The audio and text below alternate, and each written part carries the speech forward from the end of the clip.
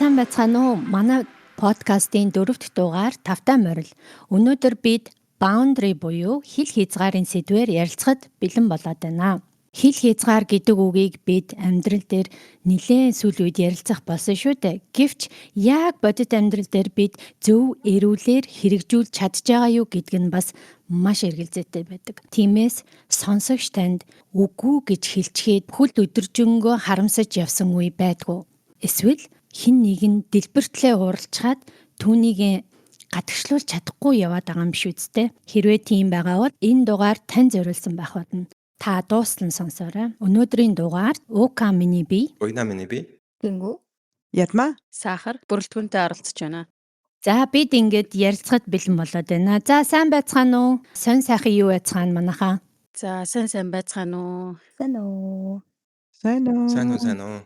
За байгаа газрууд чинь одоо нөө хүүтэн болоод баярын уур амьсгал ороод нэлээд гоё байгаа хта тий. Харин тийм. Манай энд жоохон бороотой л байна. Яг баярын уур амьсгал ороогүй. Цас хүлээсэн л хүмүүс байна да. Манай нэгэр үтрэл өчигдөр ажлынхаа шинжилд орсон. Тийм да. Манайхаас энд хүүтрээл. Манай энд өчигдөр анхны цас орсон. Ямар гоё. Тэгээ цас орсон орой ажилласаа гараад ирсэн чинь айгуу тийм гоё мэдрэмж төрж тэ шинэ жилийн уур амьсгал. Романтик байв. Тий. Тэгээд цас орсон агаар нь айгуу гоё цэвэрхэн. Тэгээд ийм хүүтэн агаар амьсгалаагүй хэр удцсан юм бэ мэдэхгүй. Уг өнгөрсөн жил чи ирээд чинь 2-3 жил өвлийн үзэж байгаа шүү дээ. Тэгсэн үртлэл айгуу гоё санагдсан. Тэр хүүтэн агаар амьсгалах бас нөө Монгол хүний identity гоё сэргэж өгдөг баха гэж бодож байна. Би тийм юм сонссон шүү дээ. Манай нейросайенс нэг найзуудын тэр тэгэж ярьсан. Угаасаа монгол хүмүүс чинь угаасаа уул устай бол угаасаа байнга холбоотой байдаг. Тэгээд тийм болохоор нөө сэтгэл санаа манайгаар унаад ер нь жоохон тиймэрхүү байгаад байвал уул муул руу гараад мод зот аймаар руу ороод нэг жоохон үнэртэй тэгвэл нэг цаанаасаа ингээ сэргдэг шүү гэдэг байсан.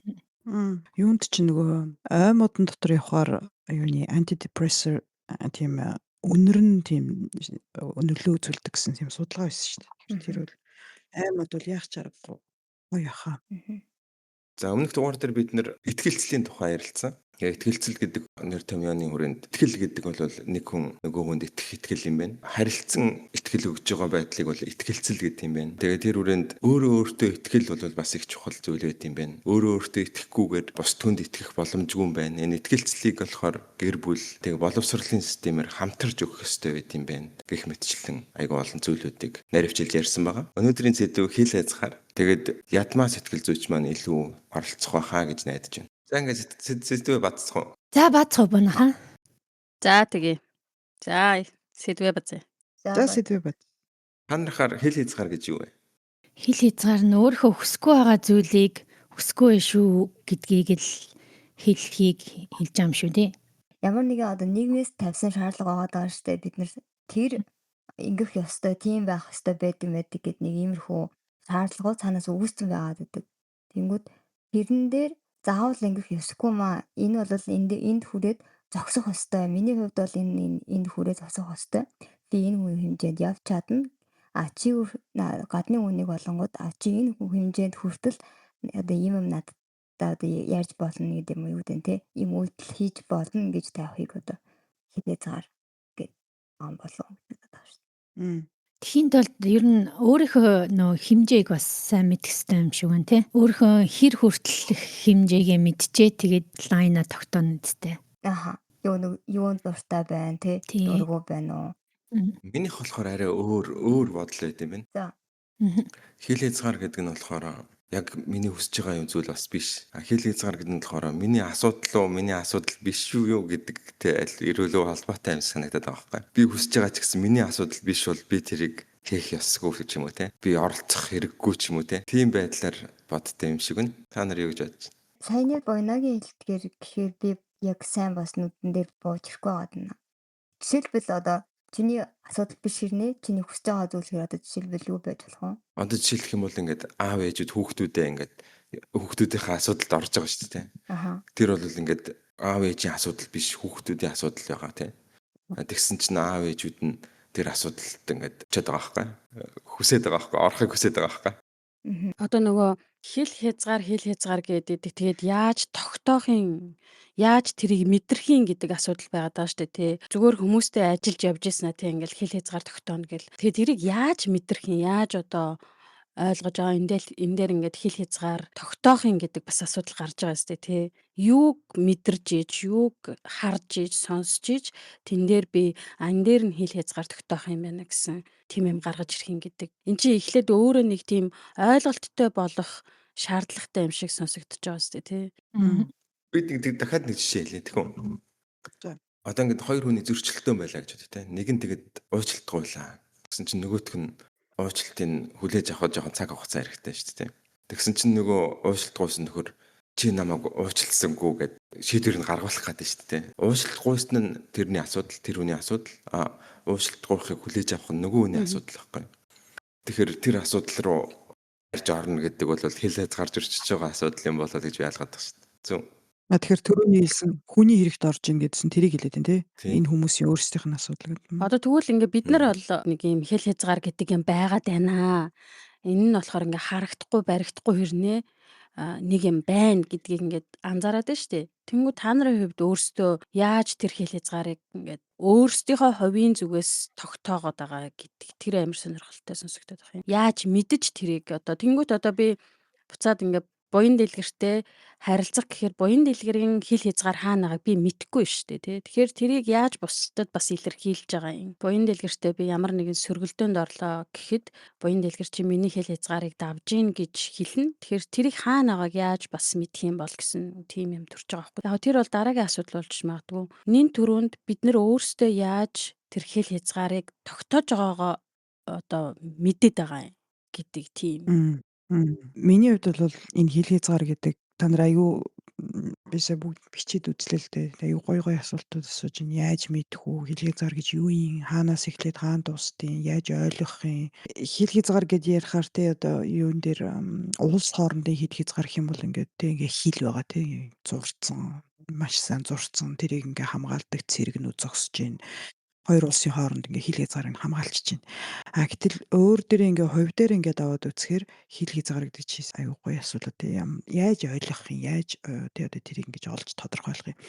Хил хязгаар гэдгийг олж тодорхойлохын тулд эхлээд сэтгэл хөдлөл гэдэг зүйлийг олох хэрэгтэй болчихж байгаа юм л да. Яагаад тэгэхээр жишээлбэл уур гэдэг сэтгэл хөдлөл болвол ихэнхдээ цаана ямар нэгэн хэрэгцээ хөндөгдснийх үед ууран дээр тэр тусмаа ямар хэрэгцээ хөндөгддөг вэ гэхээр миний хил хязгаарыг хүндэлсэнгүй. Миний орон зайлуу одоо тэг ингэж шурж орлоо. Миний орон зайг давж гарлаа. Миний зөвшөөрөлгүйгээр давж гарлаа гэдэг нэг уурын цаад хангагдаагүй хэрэгцээ гэх юм уу да. Тэнгүүд яаж олох уу гэдэг юм бол миний зүгээрс юу гэж хэлэх үү гэвэл ямар мэдрэмж төрүүлж байгаагаа эхлээд ойлгох гэж хэлнэ. Тэр за ямар нэгэн харилцаан дээр за түрүүний тэр жишээн дээр нэг нь уучлалт байгаад нөгөөт нь уучлалыг хүлээж аваагүй гэж байна.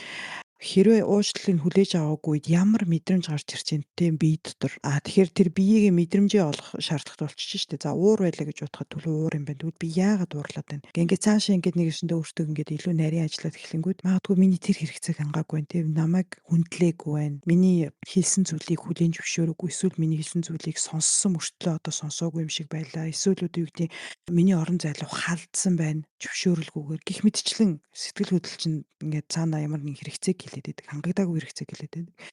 Тэгэхээр тэр хангагдаагүй хэрэгцээнээс шалтгаалж агаад тэгвэл яг энэ дээр би эмзэгэлдэм байна. Тэ яг энэ нөхцөл дээр эмзэглэх гэдэг үгийг ч баг хэрэглэмээргүй. Яг тэр эмзэглэх гэхээр нэг монгол хэллэг дээр тийм нэг айгүй сул дорой юм шиг чи эмзэглчлээ штэ гэдэг үгээр ашиглах гэдэг болохоор зүгээр ямар мэдрэмж төрж ийн, ямар сэтгэл хөдлөл төрж ийн, ямар хэрэгцээг хангаж чадаагүй байна. Тэр одоо урд чинь зогсож байгаа нөхцөл байдал. Дарга чинь жишээлбэл юу гэдэг за чамайг би 60 жил одоо ингээд тушаал ахиулнаа гэд амлалцсан байлаа гэж бодох юм. Дараа жил нь хурж ирсэн чинь тушаал ахтгүй. Тэр үед уур мэдээж төрнө шүү дээ тий. Тэгэнгүүт тэр уур чинь яаж юм хэр би энэ хүнд итгээд тий ингээд жилийн хугацаанд ингээд ажил аягүй сайн хийгээд ингээд явсан. Тэгсэн чинь энэ миний итгэсэн итгэлийг маань ингээд алдчихлаа. Нэгэсэндээ тэр хүний бас хэл хязгаар руу хүндсэн гэсэн үг байхгүй юу. Тэгтээ магадгүй тэр хүний хувьд би өөрөө өөрийнхөө хил хязгаарыг би хүндэлж чадсангүй гэсэн мэдрэмж гарч иж байна. Тэгэхээр хил хязгаар миний бодлоор бол эргэн тойрны хүн чинь таны хил хязгаарыг хүндэлсэн үү? Нэгдүгээр. Хоёрдугаар та өөрөө өөрийнхөө хил хязгаарыг хүндэлсэн үү? Өөрөө өөрийнхөө хил хязгаарыг хүндлээгүй тохиолдолд эсвэл тэрийг мэдрээгүй тохиолдолд бусдаас энэ миний хил хязгаараа энийг хүндлээрээ гэж хэлэх чинь айгүй хэцүү шүү дээ тий. Би бол сэтгэл хөдлөөсөө эхэлнэ гэж бодож байна. Тэгээ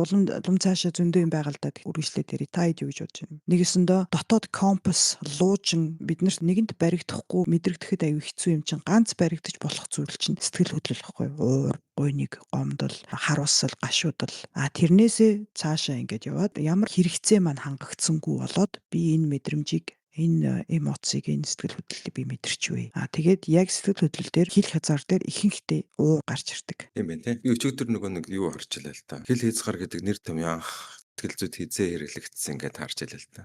Тэгсэн чинь Фредийн шавнараас хин гэж нэртэй хүн байлаа да.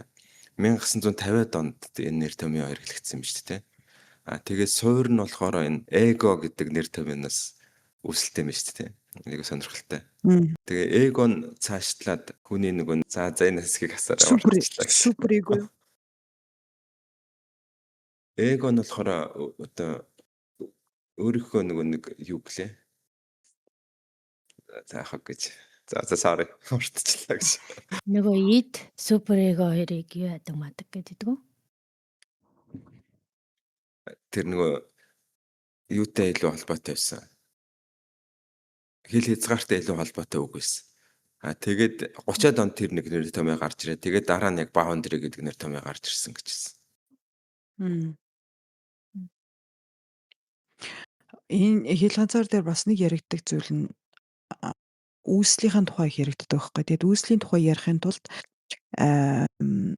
бага наснаас эхэлж байгаа. Жишээлбэл бүр жоохон хүүхдэд хил хязгаар гэдэг юм бол бидний одоо юу гэдэг нь за биений хувьд ярих юм бол хил хязгаар бидний арьсаар дуусч байгаа тий. Арьс миний арьс одоо ингээд намайг гучаад тэр ингээд дуусгаад тэгээд нөгөө хүний ингээд арьс эхэлнэ гэдэг ч юм. Тэгтэл тэр хил хязгаарын бүр анхны одоо хамгийн ихний бүдүүлэг үүсэл нь эхийн хөвлөд явагдаж байгаа байхгүй юу.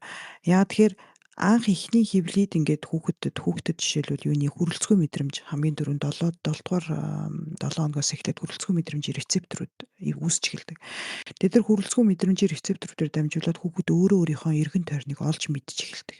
Миний эргэн тойрон тий одоо юм би марсаар учигдсан юм. Тэрний бүр анхны айгүй бүдүүлэг үүслэн шүү. За тэгээ хүүхэд төрлөө эхийн хөвлөөс гарч ирлээ. Эхийн хөвлөөс гарч ирэхэд нөгөө ээж аавын анхны тэр хүүхэдтэй үзүүлж байгаа асран хамгаалах бүүэлэх байна те эсвэл одоо өлгийдэх бидний Монголд хэрэглэдэг өлгийдэх бүүэлэх эдгээр бүх interaction те энэ харилцаанууд маань эргүүлээд хүүхдэд баг багаар өөрийнхөө хил хязгаарыг олж тодорхойлоход тусуулаад байгаа байхгүй. Хэрвээ тийм байдлаар нэгэсэндээ үлгийдэл гэдэг зүйл байхгүй эсвэл ээж нь ингээд нөгөө юунд ингээд оролтонд зүгүүд ингээд ингэртээ тэрвэрдэг штэ. Тийм зүйл байхгүй. За дээрэс нь ингээд хүүхдэд одоо багаас нь ингээд нөгөө тоглодог, тэрвэрдэг юуг ингээд биеийг ингээд хучаад ингээд бүх бидний бүгднгийн ээж аав нарын хийдэг тэр үйлдэлүүд байхгүй тохиолдолд хил хязгаар гэдэг зүйлийг олж мэдхэд хүүхдэд амар их тийм асуудал тулгардаг. Тэгээ одоо юун дээр бол сэтгэлийн гэмтэлтэй хүүхдүүдтэй бага насндаа ямар нэгэн байдлаар хүчирхийлэл бэлгийн биеийн сэтгэл зүйн ингээ хүчирхийлэл авсан тийм хүүхдүүд яг энэ хил хязгаарын асуудал дээр амар алдагдaltaй болчдөг. Нэгэсдээ яаж ойлгох ёстой мэддэггүй. Тэгээд энэ хил хязгаар алдагдаад ирэхээр жишээлбэл тэнцвэр алдалт гарч ирдэг. Тэнцвэр алдалт гарч ирнэ да. Дээрэс нь proprioception гэдэг бидний энэ юунд булчин болон үеүүдэд байдаг рецепторууд уг нь ингээд одоо жишээлбэл бид нар нүдэн аниад за би одоо ингээд нүдэн аних юм бол миний гар хажууд тийш яваад би уцаа авч чадчих байгаа байхгүй би мэдээд нь шүү дээ. Миний гар миний бие миний энэ орчин дотор яаж би оршин сууж ийнэ гэдгийг ойлгодог тэр ойлголтыг одоо proprioception гэж яддаг байгаа байхгүй. Тэгэнгүүт хил хязгаар байхгүй тохиолдолд нүдэн аних хүртэл амар аюултай болчдөг тэр хүмүүст. Энэ бол экстрем тохиолдол л доо. Тэгэхээр хил хязгаар гэдэг зүйлийн хамгийн анхны бүдүүлэг үүсэл нь бол эхийн хөвлөд цаашлаад анхны хэдэн 6 жил орчим бүрд ингэж улам цаашаа хөгжиж ингээд тодорхойлогдож явдаг гэсэн үг. Тэгэхээр тэр тийм нэг юу гэдэг за чиний хэлхий зар энэ шүү гэд ингээд үгээр хэлждэг зүйл биш. Ихэнхдээ үйлдэлээр сурсан зүйл гэх юм уу да. Тэгэхээр нөгөө бага багт нь жишээлбэл эцэг эхчүүд хүүхдийнхаа хэл хязгаар гэдэг зүйлийг нэгдүгээрт ээж аавууд өөрсдийнхөө хэл хязгаарыг мэдэхгүй бол хүүхдийнхаа хэл хязгаарыг мэднэ гэж аюу хэцүү болчихж байгаа. Тэгэхээр айгүй том амар глобал нийсэдвэл гэж би бол хараад байдیں۔ Тийм байна те. Хэл хязгаар гэдэг бол сурдаг зүйл юм байна. Тэгээд хүн болгонд янз бүр байт юм байна. Тэгээд өөрийнхөө хэл хязгаарыг тогтоож явах хэрэгтэй юм байна. Төрүүчийн сайхрын асуулт байсан шүү дээ. Хэл хязгаарыг одоо яа тогтоох вэ гэд. Би тэгэхээр нэг санал оруулмаар байна л та. Асуудлын англи гэдэг нэг нэр томьёо байт юм л шүү дээ. Энэ миний асуудал, энэ чиний асуудал, энэ тэр хүний асуудал гэдгийг одоо англид сурах юм бол энэ баундрыг тогтооход амарх юм биш үү гэж юу гэж бодож байна. Миний хувьд болохоор ингэж хэл хязгаар тогтоогдоход байх шиг санагдаад байгаа байхгүй. Одоо надад жоохон таагүй санагдаад тэгээд жинхэнэ нөгөө түрүүний ядмаг хэлдэг шиг жоохон уур бухимдал төрөөтэй энд ямар нэг юм болохгүй штэ гэж мэдрэгдээд гэх юм уу да тий нэг юм ер нь бол нэг жоохон багалзуур жоохон ингээд гал ихэлтийн тэгэнгүүт эндээс би жоохон холдчихдаг юм уу ч гэдэг юм уу. Яг хүмүүс сонсохоор жоохон зүхтаах мухтаах гэж бодож магадгүй тийм биш магадгүй. Тэгээд тэрийг ингээ процесслахад айгүй хүнд байх юм бол бүр илүү удаан хугацаагаар бүр хол байх ч юм уу те тэр үйл явдлаас тэр ситүэйшнээс ер нь жоохон ажиглах маягтай ч юм уу. Тэр тухайн хүнийг ажиглаад тэг энэ хүн өөрөө яг ямар асуудалтай хүн юм ч гэдэг юм уу. Тэгэнгүүт нэг юм тийм мэдрэмж төрөөд идэг байхгүй одоо тарих маань бие маань эхлээд ямар ч гэсэн энд болохгүй байна гэдгийг ойлгочихж шиг байгаа ингээ гар мар чичрээд хоолоо молоо багалзуур шахагдаад тэгэнгүүт угаасаа бие тухгүй болж эхэлж байгаа учраас нөгөө тарих бол те алаад өг наатгаас те цохимогч гэдэг юм ямар ч мэдээлэл орж ирж магадгүй шүү дээ чи шууд хэрэлдэж гэдэг юм уу тэгэж бас болохгүй байгаад байдаг тэгэхээр тэндээс ер нь бол бие дагаад биеийнхээ хилэмжийг ойлгоод тэгээд ер нь жоохон холдчих шиг байгаа юм би. Тэгээд нэлээд удаан бодсны дараа гэхээр бие маань тархитайгаа хамт нэгдэж байгаа юм шиг байгаа байхгүй одоо процесслаад дуусч байгаа юм. Тэгэнгүүт тэнд тийм үйл явдал болсон учраас би дургу байсан юм байна. Тэгэхээр энийг ингэж ойлгох хэрэгтэй юм байна. Би дараагийн удаа чи надтай ингэж харьцахгүй шүү гэдгийг би хэлэх ёстой юм байна ч гэдэг юм уу. Ингэж нэг юм тарих бие маань нэгдэж байгаа юм шиг тийм мэдрэж төрдөг байхгүй. Харь гэргийн сусагч байна гэж. Тэгээд эдийн тэгээд та эдийнх дээр одоо яаж мэдрэгдээд ах шиг юм. Өнөрхөлтэй. Минийх дээр болохоор жоохон баундрын сул байж иж магадгүй. Гэхдээ 1 удаа, 2 удаа, 3 удаа гэд ингээд дахин нэг асуудал нь давтагдаад байх тохиолдолд за энд яг нэг тэр баундри альсвал надаас ямар нэг үйлдэл шаардлагатай юм байна гэж ойлгоод штэ. Гэхдээ тэрийг 1 удаа гихаар тэгж шууд үгүй гэхгүй зүгээр л нөгөө тэрийг ажиглана. Ер нь бол 2 3 удаа энэ дараа тэгдэг гэх юм уу? Миний хуугтай адилхан юм байна. Би бас ер нь 1 дахь удаа 2 дахь удаа бол ер нь тэгэл за гэл ингээд өнгөрчдөг. Тэнгүүд 3 дахь удаа болгоон тул эндээс тогтааж эхэлдэг. Яагаад гэхээр миний ойлголтоор болонгоо тэр хүнд жоохон харьцахгүй байгаа ч гэдэм юм. Цаа ингээ өгөө жоохон холдоод үзэнгүүт нь тэр хүн нэг алхам ингээ аргачлаад өөрийгөө жоохон анзаараад нэр яачлаа гэд бодох байх гэж итгэдэг. Би нэг өөрөө жоохон тэрх гэдэг байхгүй. 2 удаа нөгөө хүн маань надад жоохон дургуутсан юм уу гэж гарчингууд би яалаа гэд өөрийгөө жоохон ажиглаад байдаг. Би яачлаа гэдгснээ өөрийгөө хэлсүүг бодсноо. За хин нэг надад ийм байдалтай байхад яг ингэж хэлвэл би яах вэ гэх тийгүүд надад үнэхээр утгагүй санагдвал энэ ч угаасаа миний буруу байсан юм байна гэд ер нь бол за дараагуудаа ингэхгүй байхыг хичээн шүү гэж бодно. Эсвэл бол хин нэг надад энэ ч нэрэ биш байна гэж хэлсэн тохиолдолд тэгж бодно. Тэгээд 3 дахь удаа гинт тесэрдэг. Яг одоо нөгөө ядмагийн ярьсан уурн гарч ирд. Гинт тэрэнгүүтээ за чи одоо бла чи ингэдэг гэд тэгтээ миний үг аяг хатуу буудаг яг ингээд хүнд ингээд зөвлөнөр хэлж болно шүү дээ. Тэгэхээр ихгүйгээр 2 удаа зүгээр инээж ингэж өнгөрөөснөө гинт нэг өдөр амар дэлбэрснээ шууд одоо юм чи энэ лимит миний лимит байна энийг одоо хаач гэж шууд ингээд лимит дээрээ зөхиод ногчдаг гэх юм уу. Тэр жоохон магадгүй энэ миний гарч байгаа үйлдэл нь одоо түрүүний ядмагийн яг ингээд сэтгэл зүйн үүдэлтэй гэдээ ярьжсэн шүү дээ. Тэнгүүд ингэж гарч байгаа байдал нь одоо миний хувьд би өөрөө сэтгэл зүйн хувьд бол нь яг төлөвшөөгүй хүн болохоор бас ингэж илэрдэг байх гэсэн дүгнэлтэн сая хүрлээ. Гэхдээ тэр нь юу юм шүү нэг юм угаасаа бид нар чинь амтэн гэдэг байгаа шүү дээ өөрсдөө тий ялгарж байгаа нь л оюун ухаан гэдэг байгаа шүү. Тэгэхээр тэр амтэнлэг юмд гарч ирээд идэм шүү. Ууртай байгаа юм чи угаасаа. Үгүй. Би олонгоо тэгж боддог. байхгүй юу? Яг тийм бид нэр амтан араатан мөн. Гэхдээ тэр нөгөө оюун ухаанаараа ялгарчаад байгаа шүү дээ. Үнэхээр оюун ухаанаараа ялгараад үнэхээр оюун ухаантай л юм болвол яг энэ арга хэмжээнд иймэрхүү зүйлдер ухаанаараа шийдэх ёстой байгаад байгаа байхгүй юу? Тэнгүүд нөгөө ухаан татсан газар уур хүрдэг лөө. Тэр бас ингээд айгу үнэм санагдаад байт. Би ер нь бол яг хинтээ Уука Пингу хоёрын ярьсантай ерөөхдөө ойролцоо. Өмнө нь болохоор би ер нь бол айгу тийм экстрим хандлага гаргадаг байсан. Одоо юу гэдэг нэг хүн намайг уурлах юм бол шууд одоо блоклдог ч юм уу, шууд хаадаг ч юм ингээд шууд ингээд нэг талаас шууд нөгөө тал руу явдаг. Тэг яг ингээд яваандаа ингээд баг зэрэг тэр зураас нь арай тийм нэг зөөлрөөд ирэх юм уу. Тэгээд одоо болохоор хилж үзнэ. За тэг мэдээж хилээд ойлгохгүй бол шийдвэр гаргах шаардлага гарч ирж байгаа л да. Тэг энэ хүнийг би өөрийнхөө орон зайд оруулах хэвээрээ байх уу эсвэл гээд энэ мэдрэмжийг мэдсээр байгаа мөртлөө би энэ хүнийг орон зайд байлгах уу эсвэл тэгээд ингээ хаяад өгшлөх уу гэсэн шийдвэр гаргах. Тэгэхээр миний мэдрэмж бол илүү хоёртой илүү ойрхон сонсогдож байна. Гэтэ энэ хил хязгаар гэдэг зүйлийг надад бол жишээлбэл хинч надад зааж өгөөгүй. Зөвхөн энгийн жишээ миний өрөө рүү орж ирэх тэр үед ганцаараа ч өрөөтэй байгаагүй ихчтэйгээ өрөө хооцдог гэсэн. Өрөө рүү орж ирэх бол тийм тэгээ зөвшөөрөл авах гэсэн асуудал байхгүй. Шууд орж ирнэ. Дээрээс нь одоо хүмүүсийн цагаан сараар таандардаг дүүс нөгөө цагаан сараар жишээлбэл тэ. За одоо дуулаарай, ли дуул. За тэрийг унш, тэрийг ингээл зөвшөөрөл гэдэг зүйлийг хизээж асуудаггүй. Гэхмэтчлэн тэгэхээр энэ хил хязгаар гэдэг зүйлийг анх бол сурахад амар хэцүү байсан. Яг гэвэл миний дотор ойлголт ерөөсөө тийм нэг үйл шиг том ойлголт би өөрөө ч мэддэггүй байсан. Тэгээд нэгэнт хинч надад зааж өгөөгүй үлгэрлэж харуулаагүй болохоор би тэрийг өөрөө сурах шаардлагатай болсон л доо. Тэгэхээр энэ хил хязгаар гэдэг зүйлийг багт нь эцэг эхчүүд хүүхдүүдэд зааж өгöd. Жишээл хүүхэд нэг тоглоомын өөрийнх нь зөвшөөрлөхгүй найзтайгаа тоглож исэн чинь хүүхэд тоглоом нь авчаад хүүхэд уурлаа гэж бодоход чиний тоглоомыг зөвшөөрөлгүй авсан учраас уурлж гин те гэд ингээд анхны ойлголтын төрүүлэх тэр үгийг олж өгнө гэх юм уу да. Тэгэхгүй бол хүүхэд бол тэрийг ойлгохгүй шүү дээ. Уурлаад байгаагаа уурлаад байгаа ингээд би сэтгэлээрээ мэдрээд энэ уйлж гин гэсэн мэтэл яагаад магадгүй уурлаад байгаагаа мэдэхгүй. Тэгэхээр тэн дээр тэр ээж аавын тусламж амар гарч ирж тэрний үлгэрлэж харуулснаар жишээлбэл зүгээр ээж нь ч юм уу аав нь өөрсдөнд ирээд ингээ хилцээр тавьж байгаагаа хүүхдэд харуулаад те би чамайг одоо гэдэг хүүхд зарим жоохон наснд 2 настай хүүхд бол жишээлээ одоо цогтөг ч юм уу зоддог шүү дээ. Тэг хүүхд зодно ч гэж үед хүүхд ээжийг ингээд цогтөг ч юм уу тийм асуудал бол зөндөө гардаг.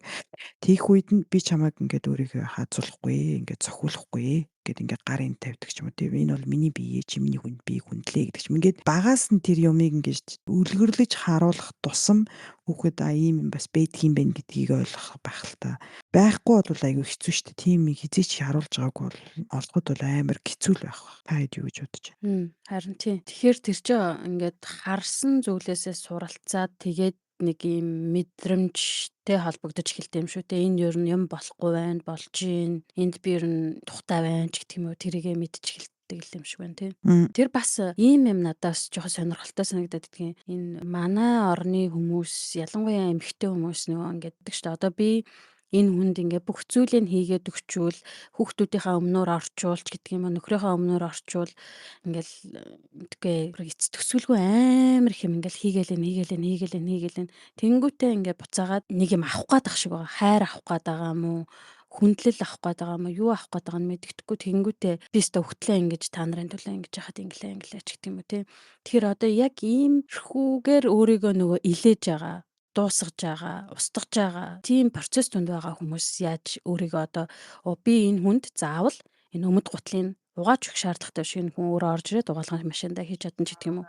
Хүүхэд маань өөрөө том болцсон учраас өөрөө сэндвич бэлдээд аваа авчиж чадна ч гэдэг юм. Нэг иймэрхүү хилээ яаж тэр хүмүүс ингээд одоо би өөрийгөө илээснээрээ зориулснараа бусдад одоо хүндлэгдэн хайрлагдана гэхгүйгээр буцаагаад өөрийгөө би харин гамнаад хайрлаж болох юм шүү дээ ч гэдэг юм уу. Тэрнийг хилээ яаж мэдэх ёстой юм болоо гэд би гайхаад идэх байхгүй тийм. Ихэнх тохиолдолд ээж нар эгч нар яг тэгж байгаа харагдаад идэх байхгүй юу. Хэрвээ бага насндаа жишээлбэл юу гэдэг хайр гэдгийг авахын тулд үйлчилж ийж ямар нэгэн байдлаар нөгөө хүндээ хэрэгтэй байж ийж хайр авдсан байна гэсэн ойлголттой болоод өсчих юм бол магадгүй насан турш насандаа ч гэсэн хүнд туслахгүй л бол хэрэгтэй гэдгийг мэдэрдэггүй эсвэл хүнд нэг юм хийж өгч ийж л өөрийгөө оршиж гин гэдгийг магадгүй мэдэрдэг байж магадгүй юм л та. Яг нь шүү сайн доош судлах хэрэгтэй л байна. Зүгээр саяны чиний хэлсэн дээр миний зүгээс хэлэх юм бол хэл хязгаарыг одоо тэр саяны тэр өөрийнхөө урдаас орж идэг, хүүхдийнхээ урдаас орж идэг.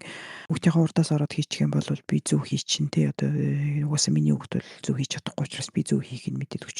Манай нөхөр угаасаа чадахгүй нэг юм юугаа чаддгийг би урдаас нь ороод хийчих яагаад бол би яаж хийхийг яг мэдээд байгаа байхгүй гэдэг ингээд энэ бол илүүтэйгээр хяналттай холбоотой гэж бодож байна. Нэг тийм хяналтаа алдахгүй тулд нэгсэндээ өөрөө бүгдийг хийчих юм бол бүгдийг өөрийнхөө хяналтанд байлгах чинь штэ. Хэрвээ нөхөр нь ч юм уу хүүхд нь урдуур нь ороод хийх юм бол тэр хүмүүсийн хийж байгаа зүйлийг хэн чадахгүй штэ. Тэгээд хэн чадахгүй учраас тэр хяналт алдхаас айдагтай нийлийн холбоотой байгаад идэв. Би тэрийг болохоор ингээ хэл хязгаараа өөрөө ингээд тавьж чадахгүй байгаа учраас өөртөө тавьж чадахгүй байгаа учраас тэрийг ингэж хэтрүүлэн хийгээд байна гэж би хараад байсан байхгүй үлггүй юм байна тий. Гэхдээ тийм байж болно л single case болгон өөр учраас яагаад тэр хүн тэрийг хийж байгаа юм бэ гэдгийг л илүү ойлгох хэрэгтэй болох байх л та. Түүнээс яг одоо ингээд зүгээр ганц 2 секунд юм сонсоод тийм байна гэж би бол хэлж чадахгүй зүгээр тийм тохиолдол байж болох юм аа л гэж хэлж байгаа. Гэр бүлийн хэл хязгаар гэдэг сэдвээр орчих шиг боллоо тий. Та эдийн тэр хэл хязгаарыг нэвтэрсэн үед яаж арга хэмжээ авдаг вэ гэдэг асуудал төр би жоохон саналаа хэлчихв. Эмэгтэй хүмүүс бол тэгдэг байх л та. Хэл хязгаар давангууд улс орноор бол шууд дайн зарлцтай биш үү гэсэн. За тэр улс төрийн мэдээ үтсээр байгаа юм болж шүүв. Нөгөө нэг танихгүй хүн эсвэл ингээд нэг их хамаагүй хүн хэл хязгаар нэвтрэх оролдлого хийх юм бол би тэгж бодод шүү дээ. Энэ миний хэл хязгаарыг гэдэг мэдхгүй байх боломжтой даа гэж зүгээр орхих тохиолдолоос байдаг л та тийм. Тэгсэн чинь нөгөө дотны хүмүүстэй сайн мэддэг хүмүүс хэл хязгаар ингээд юм уу эсвэл би ингээ хэл хязгаар давах гээд байхад сэтгэл хөдлөлөөс эхлээд нь шүү дээ. Тэгээ сэтгэл хөдлөл нь эвгүй мэдрэмтөрөд би хэл хязгаар давах гээд байхаар одоо жинхэнэ тэр нэг асуудлын ангиллыг хэрэглэхээс аргагүй болтгоо л та. Энэ хүнд цаг үгийн уучлалыг хүлээж авах нь энэ үний асуудал шүү дээ ч юм уу те. Тэгэхээр зарим тохиолдолд тийм өөрийнхөө сэтгэл хөдлөлийг бас дарах шаардлагатай л болоо. Тийм. Зөв ч юм уу буруу ч юм уу мэдэхгүй л юм байна. Энэ хэл хязгаарыг чинь яагаад тавиад байгаа вэ гэвэл тухайн харилцааг эрүүлэр удаан тогтмол ингээ авч явахын тулд хэл хязгаараа тавиад байгаа шүү дээ. Танихгүй хүмүүст бол яг хуу энэ миний хэл хязгаарыг мэдгүй дээ. За энэ харилцаа те нэг айхтар байхгүй байсан ч надад хамаагүй дээ ч юм уу те. Тэгэхээр биднээс магадгүй ойр дотны гэсэн хүмүүстэй илүү их хэл хязгаар тавьдаг байх магадaltaй байна. Сая ингээ бодсон чинь. Тэнгүүтээ бас нэг одоо яг хэл хязгаар гэдэг ярангууд бас л аймаг гэдэг шиг эрүүл бас хэл хязгаар гэж байна шүү дээ. Тэгээд тэгэхгүй юм болонгууд л энэ бол миний хэл хязгаар энд багт энэ шингэтэй энэ дэр очиад зогс гэдэг чинь бас токсик болчихж байгаа шүү дээ. Тэгэхээр тэрэн дээр ингээд яг сорно гэхээр надад жоохон хэцүү санагдаад байгаа хгүй яаж сурах юм бэ? Хүнд зааж өгнө гэхээр яг энгийн яг амьдрал дээр байдаг одоо нийгэмд байх ёстой нэг тодорхой хэмжээний нэг одоо ийм тийм гэсэн нэг хэл хязгаар байгаа шүү дээ. Тэгэнгүүт тэрийг бол угаасаа бид нар мөрдөхөөсөр аргагүй. Угаасаа ямар нэгэн юм бэжж бид нар одоо нийгэм гэдэг юмд оршиж ингэ бүлэглэж амьдарч байгаа тий. Тэгэхээр окей. За тэднийг бол окей заагаас өвчиж болж байна. Тэрнээс цаашаа зүйлийг болонгууд нь хүнд яг зааж сургана гэдэг бол жоохон зүг санагдаад байна. Яг миний түрүүний хэлгээд тэр зааж сургана гэдэг зүйл нь юу хэлээдсэн бэхээр жишээлбэл зүгээр энгийн жишээ аваад шинэ хотод очлоо гэж бодъё л да хэдүүл ямар ч хизээч мэдж байгаагүй хотод очлоо гэж бодоход тэр хот өөрийн гэсэн дүрмтэй тийм үү. Тэр дүрмээ жишээлбэл одоо юу гэдэг энэ наран шарлагын газар торцтой орж болохгүй гэдэг ингээд заасан байна.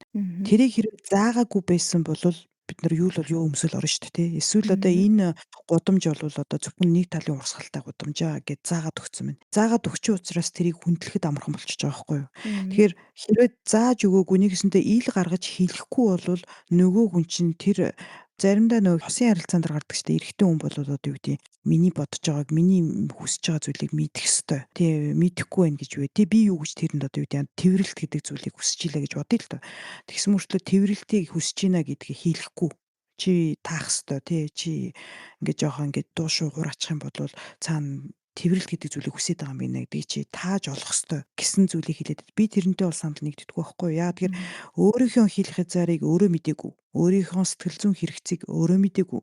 Тэгснэ тэрийгэ илэрхийлж гаргаагүй. Илэрхийлж гаргаагүйснийхаа дараа чи миний илэрхийлж гаргаагүй хэл хязгаарыг хүндлэх ёстой. Тэгэхээр чи нөгөө хүний толгоонд ингээд би яах ёстой юм бэ гэдэг ингээд тийм аргагүй байдалд ороод байгаа шүү дээ. Тэгэхээр би ийм хэлэх хэл хязгаартай. Миний хэл хязгаар бол жишээлбэл одоо зүгээр анхны хосын харилцаан дээр ч юм уу те одоо би ийм хүлээн зөвшөөрнө. Ийм би хүлээн зөвшөөрч чадахгүй. Ийм зүйлийг жишээлбэл хоёулаа ярилцъя. Ингээд дундаас нь хоёулаа юу гэдэг. За хоёр хосын орн те цаар одоо мессеж бичихгүй байхыг одоо хүлээн зөвшөөрөхгүй гэдэг хүн бай гэж бодъё л да. Эсвэл өөр нэг нь болохоор за мессеж бичихгүй бол зүгээрээ надад наадах ч юм бол нэг сүртэй хамаагүй. Гэтэл өөр нэг хүн доржоо гэдэг хүнд бол юу гэдэг. Одоо хууралт бол одоо ингээд хамгийн сүүлийн хэл хязгаараа би энийг бол хүлээн зөвшөөрөхгүй гэдээ ингээд хэлээд өгсөн. Гэтэл дулмаа гэдэг хүнд бол тэр талаар хизээч ярьж байгаагүй. Хууралт гэж юу юм? Хууралт хаанаас эхэлдэг? Хаана дуустдаг? Хайр гэж юу юм чиний хувьд? Миний хувьд хайр гэж юу юм? Хайрыг яаж авдгийг, хайрыг яаж буцаагаад өгдөгийн гэдэг ч юм уу энэ ойлголтуудыг ил гаргаж хэлээгүйгээсээ болоод бие биенийхээ хэл хязгаарыг мэдэхгүй дээ. Заримдаа тийм муу санаагүй байжгаад хин нэгнийхээ хэл хязгаарыг хүндсэн байх нөхцөл зөндөө байгаа шүү дээ. Тэгэхээр тэрийг мэдхийн тулд нөгөө хүн чинь өөрийнхөө хэл хязгаарыг одоо яг шинэ хотод орж ирж байгаа юм шиг би ийм хот байна. Тэгээ энэ хотод болоод ийм дүрэн байна. Ийм хэл хязгаар байгаа. Эднэрийг зөрчиж болохгүй. Эднэртэй бол за зөрчлөө гэж бодоход хоёулаа ярилцъя. Тэгээ дундаасаа ингээд тийм нэг шийдэл гаргая. Эднэр бол хамаагүй. Энэ хэсэг дээр бол ингээд чөлөөтөө ингээд явж болно гэдэг ч юм уу. Яг тэр утгаар нь бид нар заах гэдгийг хэлсэн байхгүй. Тэг манайхны хувьд бол угаасаа шууд нөгөө загвараараа л явж байгаа шүү дээ тий. Эцэг их одоо нийгэм яаж хосын харилцаанд орж исэн тэрүүгээр тэгэл анх би болоод хэлж чаддгүй л эсэх хэлж мэдэхгүй учраас зэхэлзээд тэгээ тэр зэхэлзээний ард чи намайг тэрэх ёстой гэсэн үг байгаад байдаг. Тэгтээ тэрэх ёстой гэж хэлж чадахгүй зүгээр зэхэлзээл тэрүүлдэг л байлаа. Зайл гэдэг чинь наашир гэсэн үг гэдэг нь. Тийм тийм. Би жоохон яамаар байна манайха. Эсрэг баймаар санагдаад байна өнөөдөр гэхгүй юу. Тэгээд одоо бид янз янзын кейсээр навж үзэхэд ярих гээд байгаа шүү дээ тий. Тэгэхээр зарим нэг бас ийм хүмүүс байна. Зүгээрээ зэснэ гинтл ийм юм байх боломжгүй. Ёсгүй. Чи өөртөө энийг ингэчлээ гэд ингээд нөгөө токсик хэмжээ хязгаарыг тавиад байдаг. Тэнгүүд яг үнэндээ ингээд үнэхээр энэ хүн хэл хязгаар гэдгийг мэддэм үгүй ярангууд өөрөө хүний хэл хязгаар руу тавж ороод байдаг. Тэ хэлээд байгаа шүү дээ. За ингээд ингэж болохгүй. Одоо би ингэмээргүй байна гэх тэнгүүд өстой нэр юм сүртэй энэ бол зүгээр л байдаг зүйл. Скол нийгмийн одоо ингэж хүндлэх ёстой тийм зурааснууд бол за нийгмийн зурааснууд бол ер нь бол ойлгомжтой байдаг шүү дээ. Тийм юм байна гэхэд тэгэхээр үгүй тэгж наад ч өстой тэгж болохгүй. Миний хэмжээнд зар тийм гэдэг. Өөрийнхөө хэл хязгаарыг айгүй сайн ингээд тогтоогоод идэг. Тэгснэ хүний хэл хязгаар руу амар ороод идэг. Тэнгүүтээ тэр хэл хязгаар нь зөвхөн өөрт нь л өгнө бусдад нь хотлоо. Болчдөг бас хүмүүс байгаа даа тий. Тийм хүмүүсүүдэд яаж ойлгуулах хэрэгтэй бэ? Тэрийг юусоо ингээд бас ойлгохгүй. Ойлгуулна гэхээр одоо би одоо хин шинтэй бас нэг бүтэн ойлголтгүй. Тэгэхээр зөв хувьд бол ер нь бол докторгүй юм байна гэдэг тэргөө би одоо оншилчлаа шүү дээ. Оншлоо нөө. Тэнгүүд өөрөө тийм байж одоо хинд чи ястаа яагаагүй нэг хэлэх чинь бас хэцүү тий. Тэгэхээр одоо яах ёстой вэ? Гэхдээ тэрийг харин нааш нийл гаргаж хэлж болох юм биш. Одоо юу гэдэг чи яг саяны хэлснийг нэгсэндээ хэлнэ л гэсэн үг шүү дээ. Чи ингэж одоо миний хэл хязгаарыг хүндэл гэж хэлсэн мөртлөө эргээд яг энэ хэл хязгааруудаа чи эргээд над дээр хүндлэхгүй штэ. Энд чинь надад тийм шудраг бус мэдрэмж төрүүлж байна. Би энийг одоо жишээл хүлээн зөвшөөрч чадахгүй. Чиний хэл хязгаар чинь тэр байж болно штэ. Тэгээд ийм шудраг бус дабл стандарттэй нэгсэндээ өөр дээрээ болохоор айгүй хэрэглээд гэсэн мөртлөө бусд хүмүүс тэр хэрэглэхгүй. Би энийг чинь бол хүлээн зөвшөөрөхгүй. Тэгээ хоёлын энэ талаар ярилцъя. Эсвэл чиний хэл хязгаараа тэгээ ерөөсөө хүлээн зөвшөөрөх боломжгүй юм бол за болиё гэдэг ч юм уу тий. Тэгэхээр чиний эргээд өөрийн хэл хязгаар хаа хүртэл чи тэр хүнийг твчих үү? Тэгээд хаа очиод зогсох уу гэдгийг яах юм биш үү? Түүнээс яг чиний саяны хэлсэн чинь бол айгүй л зөв гэдэг юм одоо айгүй эрүүл сонсогдож ш. Чи тэг гэж битээ дугар гэсэн мөртөө чи эргээд өөрөө гэж дуурайд байна. Шудраг ус байна. Яагаад болохгүй гэж илэрхийлж хэлгээд. Хөөе түрүү нөгөө ядмагийн хамаатан садны нөгөө хэл хязгаар байгаа шүү дээ. Манайхан ч одоо хамаатан саднаараа хэл хязгааргүй хүмүүс шүү дээ тий. Тэрийг жоохон хүндвэл яаж юм. Тэдгээр хүмүүст бид нар ер нь том болно ч гэж төсөөлөөгүй явж идэм шиг байна. Яг л дандаа хүүхэд л гэж бодож идэм шиг байна. Тэгээд нөгөө хүүхэдгээ бодож исэн нөхөр таваарш нь та надтай ингэж харьцахгүй шүү. Би энийг чинь зөвшөөрөхгүй шүү гэсэн үг үйлдэл гаргаад эхэлмэгц энэ хизээ ийм байсан. Энэ өста нусан тийм юм байхад нь өста тэрүүгээр нь боогоод алчихгүй яаваач гэдэг юм тий. Ингээ уур бухимдал төрж байгаа. Тэгэд энэ одоо ийм эцэс төгсгөлгүй энэ хамаатан садны энэ хэл хязгааргүй байдлыг яаж бид нар энэ дунд одоо ингээд угаалгын машинд нь ороод угаагдчихгүй ухах шиг явах хэрэгтэй юм болоо. За айгу өгтөө сэдвээ. Тэгээд миний ойлгосноор одоо миний сүүлийн үед хийсэн зүйл гэх тэгэнгүүт том толгойтой нэртэй болсон. Тэгээд бие тоогч гэдэг нэртэй болсон.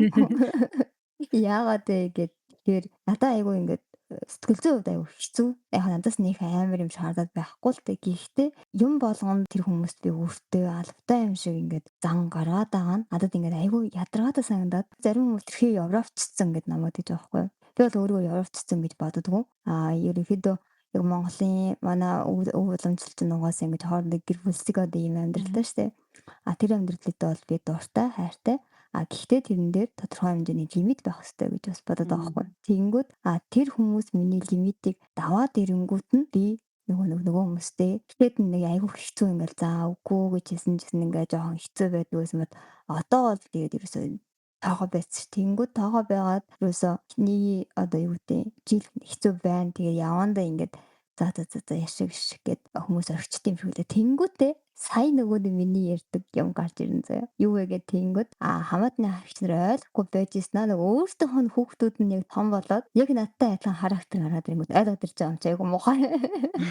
Угаасаа монголчууд нөгөө дээр үеэсээ гэрт амьдрал ингээл нүдлэл ирсэн ард түмэн тэгээд тэр бөөрөнхий гэрт галт угаанч тустай биш тохиолдол те. Ингээд тэрэнд ямар ч тийм хил хязгаар байх боломжгүй юм шиг надад санагдажсэн. Тэгээд ер нь яаж монголчууд дээр үеэсээ энэ хил хязгаар гэдэг зүйлийг ингээд тогтоож барьж явдаг байсан болоо гэд бодоод үзэхээр нөгөө дандаа ийм дээрээсээ доошо байралтай ийм ёс заншлын аргаараа ингээд бас тавигддаг байж магадгүй байна гэж ойлгосон. Одоо жишээлбэл ахас дээцээ хүндэл гэтэргээл нэг үгнүүд эдэг шүү дээ. Тэгээд одоо том хүний ярианд орж болохгүй. Ингээ анзаараад байхаар дандаа дээрээсээ доошогоо гэтэл бид юугээ орхидулсан байдаг вэ гэхээр тэр доороосоо дээш юм байхгүй гэх юм уу.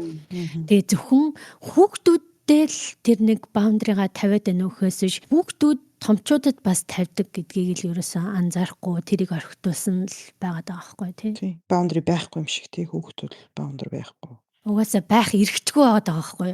Тэр чи бүр нэг хүмүүжлийн үн дээр нь хүртэл идэм л шүү дээ. Тэдэн настай хүүхдийг боол мэдгоны хажуу суулга муулаа. Яач вэ амар тийм юмнууд байт юм л шүү. Тэгэхээр тэр чин хүүхдийг бол хинч бишээ л гэж өсөж байгаа ч дээ тий. Угаасаа их гоё гүнзэг гаргаж ин тэр яах ч аргагүй тий бидний нийгмийн өөрийнх нь уламжлалаараа тэр дугуй гэр дотор тусдаа гэх орчин байхгүй угаасаа тийм тусдаа гэдэг тийм орчин дотор хизээч өсөж байгаагүй томчууд маань хүүхдтэй болоод ирэхээр юунд тэрийг тийм та нар одоо тусдаа хүн шүү гэж зааж угаасаа чадахгүй л та. Тэгэхээр яах ч аргагүй соёлын тэр үнцгийг бас оруулахгүй болохгүй. За амьдралын ямар хэсгүүдэд ер нь баундри байж болох вэ? Одоо биднээс дөнгөж сая ингээл амар олон emotional boundary-ны талаар ярьлаа шүү дээ. Өөр ямар хэсгүүдэд баундри байх? Миний бодлоор ямар ч төрлийн баундри байсан гэсэн яах ч аргагүй сэтгэл хөдлөлтөө угаасаа эмошнтой холбогдно л гэж бодоод байна л да.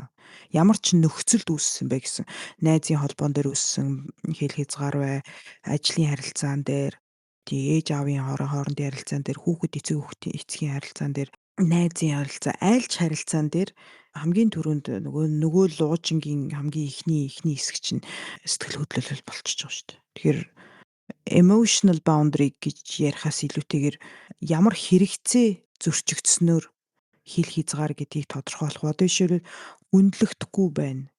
Тэ хүлээн зөвшөөрөгдөхгүй байна.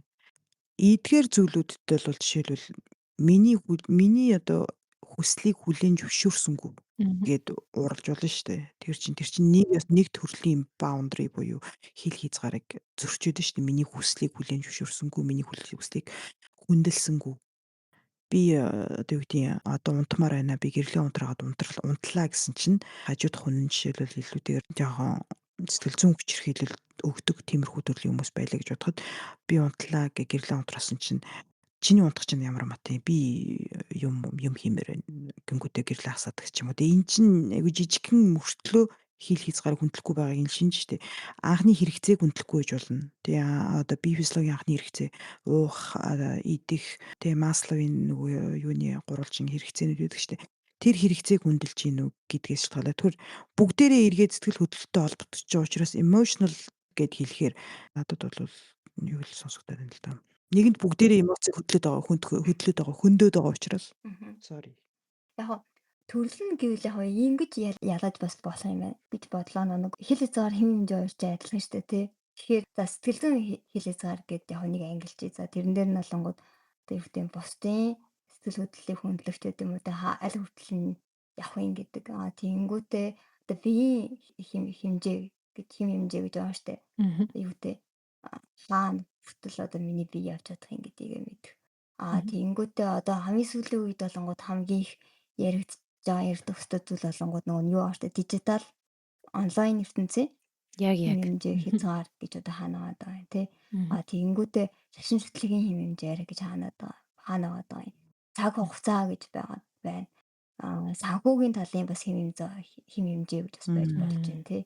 Яг ингэж бас хувааж болно тий. Тийм байна. Би яг чиний сая хэлсэнийг интернетээ сайсан чинь бас байдгийн биш үү? 7 types of boundaries гэнэ 7 төрлийн хэл хязгаар гэж байд юм байна. Нэгдүгээрт яах чаргагүй emotional гэж байна. Хоёрдугаарт material гэж байна. Одоо жишээлбэл emotional дээр ингэж юм л да. Сэтгэл хөдлөлийн хувьд одоо нэгэсэндээ бидний дотоод тийм ингээд нөгөө үнийг дэмжих, хүнийг сонсох ингээд нэг тийм нөөц байгаа шүү дээ тий. Жишээлбэл би чамааг одоо хэцүү байгааг чи ойлгож байна. Би чамааг ингээд дэмжиж байна. Гэхдээ би яг одоо бол аюу сэтгэл санаа унтсан байна. Тэгэхээр би яг одоо чам тусалж чадахгүй нэ. Энэ маань ингэж хэлснээрээ нэгэсэндээ өөрийнхөө сэтгэл хөдлөлийг өөрийнхөө сэтгэл хөдлөлийн багтаамжийг хүндэлж байгаа хэл хязгаар хүндэлж байгааг шинжигсэн байна. Хоёрдугаарт нь материал буюу одоо мөнгөний шиний илтгэр санхүүгийн тал дээр болохоор би чамд түрүүчийн 7 хоногт мөнгө зээлсэн. Тэгэхээр би энэ 7 хоногт дахиж чам зээлж чадахгүй гэдэг нь хэл хязгаараа санхүүгийнхаа хувьд хэл хязгаар хүндэлж байгааг шинжиж байна. Conversational гэж байна. Одоо ямар сэдвийг ярихад тухтай байна гэдгээс шалтгаалаад би энэ сэдвийн талаар ярмааргүй байна гэж хэлэх нь өөрөө хэл хязгаараа хүндэлж байгааг шинжигнэ. Physical тал руугаа биеийн хэл хязгаар заагийг хүндлэх тал дээр чи намайг ингээд надад хүрэхгүй байгаа ч гэж хүсэж байна гэдэг маань өөрөө хэл хязгаараа илэрхийлж байгааг шинжигнэ. Time гэж энэ цаг хугацаа хин нэгнтэй өнгөрүүлэх цаг дээрээ бас хэл хязгаар тавьж болно. Жишээлбэл би 30 минут байж чаднаа. Эсвэл би 2 цаг байж чаднаа гэдэг ч юм. Энэ өөрөө хэл хязгаараа тодорхойлж байгаа хэлбэр гэн. Тэгээ mental гэж энэ mental нь болохоор өөрөө өөрийн гэсэн бодолтой байх хэл хязгаар. Нэгэсэндээ би чиний харж байгаа өнцгийг чинь сонслоо. Гэхдээ би санал нэгдэхгүй байна гэж хэлэх маань нөгөө хүндээ өөрөөрөө байх боломжийг өгч чинь те чиний хэлж байгаа өнцгийг чинь харлаа. Гэтэ би санал нэгдэхгүй байна гэд өөрийнхөө хэл хязгаарыг бас илэрхийлээд хэлчихэж байна. Хамгийн сүүлд нь internal гэнэ. Internal гэдэг нь болохоор өөрийнхөө дотоод одоо энэ энерги батарейг хүндэлнэ гэх юм уу да. Би одоо түрүүчийн 7 хоног жингоо одоо гадуур гарсан. Тэгэхээр энэ 7 хоногт ингээд дотоод гэртээ сайхан унжмаар байна. Гэсэн ийм хэрэгцээнд байдаг гэж хэлсэн байна шүү. Тэгэхээр чиний зөв байна хийнэ. Өөр төрлийн хэрэгцээ байдаг юм биш. Тэр бас нэг саяхан би нэг ийм сонир мэдрэмж авсан юм аа. Буян дэлгүүртээр хамт байсан санагч. Тэгсэн чинь нэг эмэгтэй ингээд нөгөө тим мундаг, ийм мундаг гэл ингээд сайн уу гэд хэлхийн оронд айгүй тим ингэсэн та яадаг гэдэг мундаг гэд айгүй их гуншин ингээд миний өмнөөс уншаад ах шиг байсан байхгүй юу. Тэгээ би тим юм жоох авахта муу ч гэж хэлүүлмээргүй, сайн ч гэж хэлүүлмээргүй зүгээр л байдаг л те ингээд сайн уу тэрэ гэд ингэхэд бол окей гэж би бодоод байгаа байхгүй юу. Тэгэнгүүт яг тэр энэ жоохон сонин үү гэж бодсон байсан юм ахлаа. Тэгсэн чи харин тэр хүний ярьж байгаа яриаг дэмжих, эсвэл дагаар оруулах, байлаа шиглуулах мэдгүй яг нэм өөртөө уусгаж авахын тулд өөртөө ингээд нэг юм алга ташигч бэлтгэхийн тулд яг тэгж хэлдэм байх гэж би анзаарсан байхгүй юу. Тэнгүүт алга ташихгүй нөө сэдвийнх нь эсрэг зүгт юм ярангуут би чамайг бол мундаг гэж хэлээ эцтэй гэд ингээд уурлаад байх жишээ нэ. Тэгэхээр энэ дээр би намайг мундаг гэж битгий хэлээ гэд хэлэхээр үгүй би чамайг мундаг гэж хэлмээр ч тэгээд ингээ уурлаа те. Тэгэхээр ингээ мундаг гэж хэлснийхэн төлөө тэр хүмүүсийн үгийг үг дуугүй сонсох ёстой гэсэн тийм юм байхгүй. Энийг чинь би хүлээн зөвшөөрөхгүй байна гэлэхээр уурлаад идэг нэг ийм юм анзаарчихсаахгүй. Тэгэхээр энэ дээр одоо юу гэдгийг битгий намайг ингээд 9 шидээр те нөгөө гоё зүүсгэл чимэг медаль өгөөд яриад эсвэл намайг бас битгий муучиж гоочилж яриад зүгээр л ингээд яг хүн гэдгээрээ яриа гэхээр үгүй би чамайг ямар нэг юм шошоо нааж хагаад ярмаар штэ гэдэг. Энэ ч одоо бас ямар үзэгдэл юм бэ? Яаж энэ дээр бас илэрхийлэх ёстой болоо гэж би бодсон. Амаараа хэлээд хахад болохгүй, ажиллахгүй. Тоохгүй л өнгөрөх юм шүү. Буйнагийн хамгийн анх хэлсэн. Миний хувьд бол би хэлэн заараа тавьчихж байгаа. Тэрийг хүлээж авах үгүй тэр хүний хэрэг надад хамаагүй гэдгийгсэн шүү дээ. Тэр наадхан дээр ч орж ирэх юм шүү. Чи бол ингэж тэр бол чанд хамаагүй. Чи байдгаараа байна гэд хэлж цаашдаа сахаад. Тэгэхээр тэр хүн би үгүй би чам магтмаар ингээ магт надад хамаагүй. Чи магтвал магт. Тэгээд угаасаа би юм хүлээж авдаг болохоор надад хамаагүй гэд нэг чихээрээ оруулаад нөгөө чихээрээ гарах юм шүү. Тэгэхгүй бол бид нэр би юм хийх заартай байна. Чи миний хит хазаарыг ингээ баримтал гэд хүн шахаад авчин бас ингээд хил хязгаарыг бас ингээд авчиж байгаа юм шиг санагдаад байдаг байхгүй юу? Тэгэхээр за чи хил хязгаараа мэдж байгаа. Чи тэр хүнд урд нь тавиад өгцөн. А тэр хүн даваад байвал чи тэр хүнтэй харьцахгүй байх эрхэн чамд байгаа. Тэ? Толгой явах эрхэн чамд байгаа. Тэгсэн аавал тэрийг ингээд өөрийнхөө юмд оруулах гад байна гэдэг бас асуудалтай юм шиг санагдаад байдаг байхгүй юу? Boundary дээр ийм бас нөө баланс гэдэг шиг те нэмэх хасах гэдэг шиг хамгийн түрүүнд нь амар хатуу boundary тогтоодог хүмүүс бас байх шиг байна те. Тэгэхээр нөгөө хасах цэнэг нь болохоор одоо юу гэдэг бүх юмн дээрээ boundary-га ингээл зөрчүүлээл оруулаад байдаг тийм сууд boundary-тай гэх юм уу. Энийний дунд нэг healthy boundary гэдэг юм байгаа шүү дээ. Эрүүл boundary. Энийгээл биднээс ингээ олчих хэрэгтэй юм шүү. Хит их тавихгүй бас хит сууд байхгүй те. Танаас одоо асуулт асууя л да. Ямар хүн надаа ямар нэгэн шинж тэмдэг илрээд байгаа штэ тий. Тэрийгээ ингээ харчаад ямар тохиолдолд надаа boundary хэрэгтэй юм байна гэж ойлгох юм. Түрүүн уур гэд нэг нь ярьсан тий. Тэрнээс гадна одоо өөр одоо ямар шинж тэмдэг илрээд байвал надаа boundary хэрэгтэйг ойлгох юм. Хүн болгоноос өөрсдөөс нь шалтгаалах юм шүү. Нэг тийм нэг загвар байх болов. Хэдлээ зүгээр нэг жишээ ярил л да. Одоо жишээлбэл ерөөсөө сонголт хийж чаддгүй ч юм уу те. Ингээд сонголт хийхдээ дандаа өөртөө эргэлздэг, дандаа хажуудахаас асуудаг ч юм уу. Нэг бол ингээд нөө people pleasure гэдээ ярьдэн шүү дээ. Ингээд дандаа хүмүүсийн ая талыг хараад ингээд байгаад байгаагаа анзаарсан үед ч юм уу.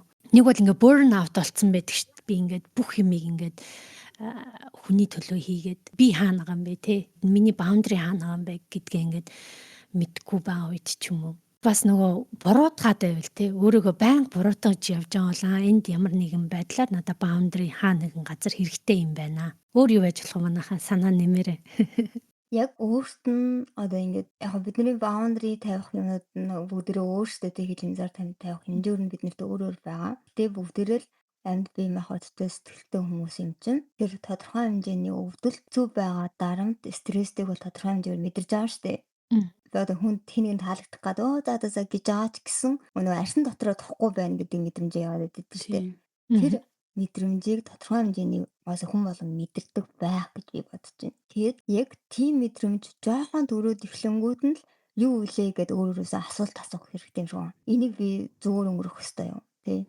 Одоо энэ чинь юу үлээ? Энэ чинь ингэж зөв билүү? Өөрийгөө л сонсох юм биш үү те. Хэрвээ ингээд ядарж байгаа, залхаж байгаа, ачаалж байгаа тий одоо юу гэдгийг нэг тийм burn out болж байгаа тэр мэдрэмжүүдийг л одоо нөгөө ядмагийн нөгөө топ үгэн штэ тий мэдрэмжээ мэдэргээ. Тэгээд ингээд тэр мэдрэмжүүд хит их одно гэсэн жинхэнэ ачааллаа тий би бүр энийг ингээд дахид цааш нь явуулж чадахгүй нэ гэсэн үед тэрийг яг гаргаж ирэх юм шүү тий. Энд ямар нэгэн юм хэрэгтэй бай. Өөр юм хэрэгтэй юм шиг байна. Би энийг ингэж цааш нь ингэж хүчнэдэж явуулж чадахгүй байна ч гэдэг юм уу тий. Тэгээд давхар энэ үнэхээр хүмүүс намайг ядраагаад байна уу? Би өөрөө зүгээр ахт нь ядраад байна уу? Өөрийгөө ядраагаад байна уу гэж. Тэгэхгүй бас нэг бас тийм кейсүүд ер нь бол байгаа штэ. Одоо нэг би нэг тиймэрхүү юм яриад байдیں۔ Тэгээ заримдаа өөрөөсөө тэрийг асуудаг нэг одоо чи ганц хүнтэй асуудалтай байна уу? Олон хүнтэй асуудалтай байна уу гэдгийг бодоо пингүү. Чи олон хүнтэй яг нэг асуудалтай байгаад байвал нь асуудал тэр хүмүүстэй чамд байна гэсэн. Чи угаас өөрөө жоохон юм асуудалтай гар.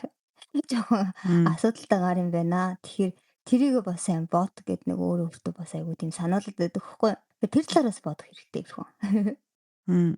Би санал нэг байна.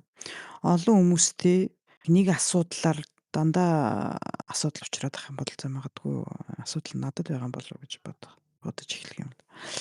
Уугагийн асуултанд хариулахад магадгүй өөрөөсөө асуулт асуухтаа жишээлбэл за одоо тэр people pleasing тэ хүмүүсийн ая тухыг хардаг за хүмүүст таалагдах гэж хичээдэг тийм төрлийн байлаа гэж бодоход нэг одоо за чи надтай ингээд маргааш хоёлоо уулзаад ингээд дэлгүүр явъя гэж хэлсэн бэ гэж бодъё л да. Гэтэл маргааш нь юу гэдэг нөгөөдөр нь амар их ажилтай амрах хэрэгтэй байдаг өөр зөндөө юм төлөвлөсөн байдаг. Тэгсэн мөртлөө энэ хүнд ингээд таалагдмаар байдаг тий. Тэгэнгүүт тэр хүн таалагдахын тулд нэгэсэндээ өөрийнхөө хэрэгцээг хажуу тийш нь тавиад за би тэг ингээд чамтай зүг дэлгүүр явъя гэд хэлчлээ гэж бодъё л да. Тэгэх юм бол тэр жишээлбэл өөрийгөө хүндлээгүй, өөрийнхөө хэлэх хязгаарыг хүндлээгүй, бусдын хэлэх хязгаарыг хүндэлсэний шинж болчихж байгаа байхгүй. Тэгэхээр асуултаа асуухтаа одоо магадгүй би энэ хийх гэж байгаа үйлдэлээ жинхнээсээ хүсэж байгаа учраас хиймээр байгаа юм болов уу? Эсвэл энэ нөгөө хүнд таалагдахын тулд эсвэл нөгөө хүний саналыг миний талаар ингээ гой бодолтой, гой сайхан санаатай байгаасаа гэж бодсондоо би энийг хийж гинүү гэсэн тэр асуултыг ер нь байн тавьж ивэл зүгээр юм болов.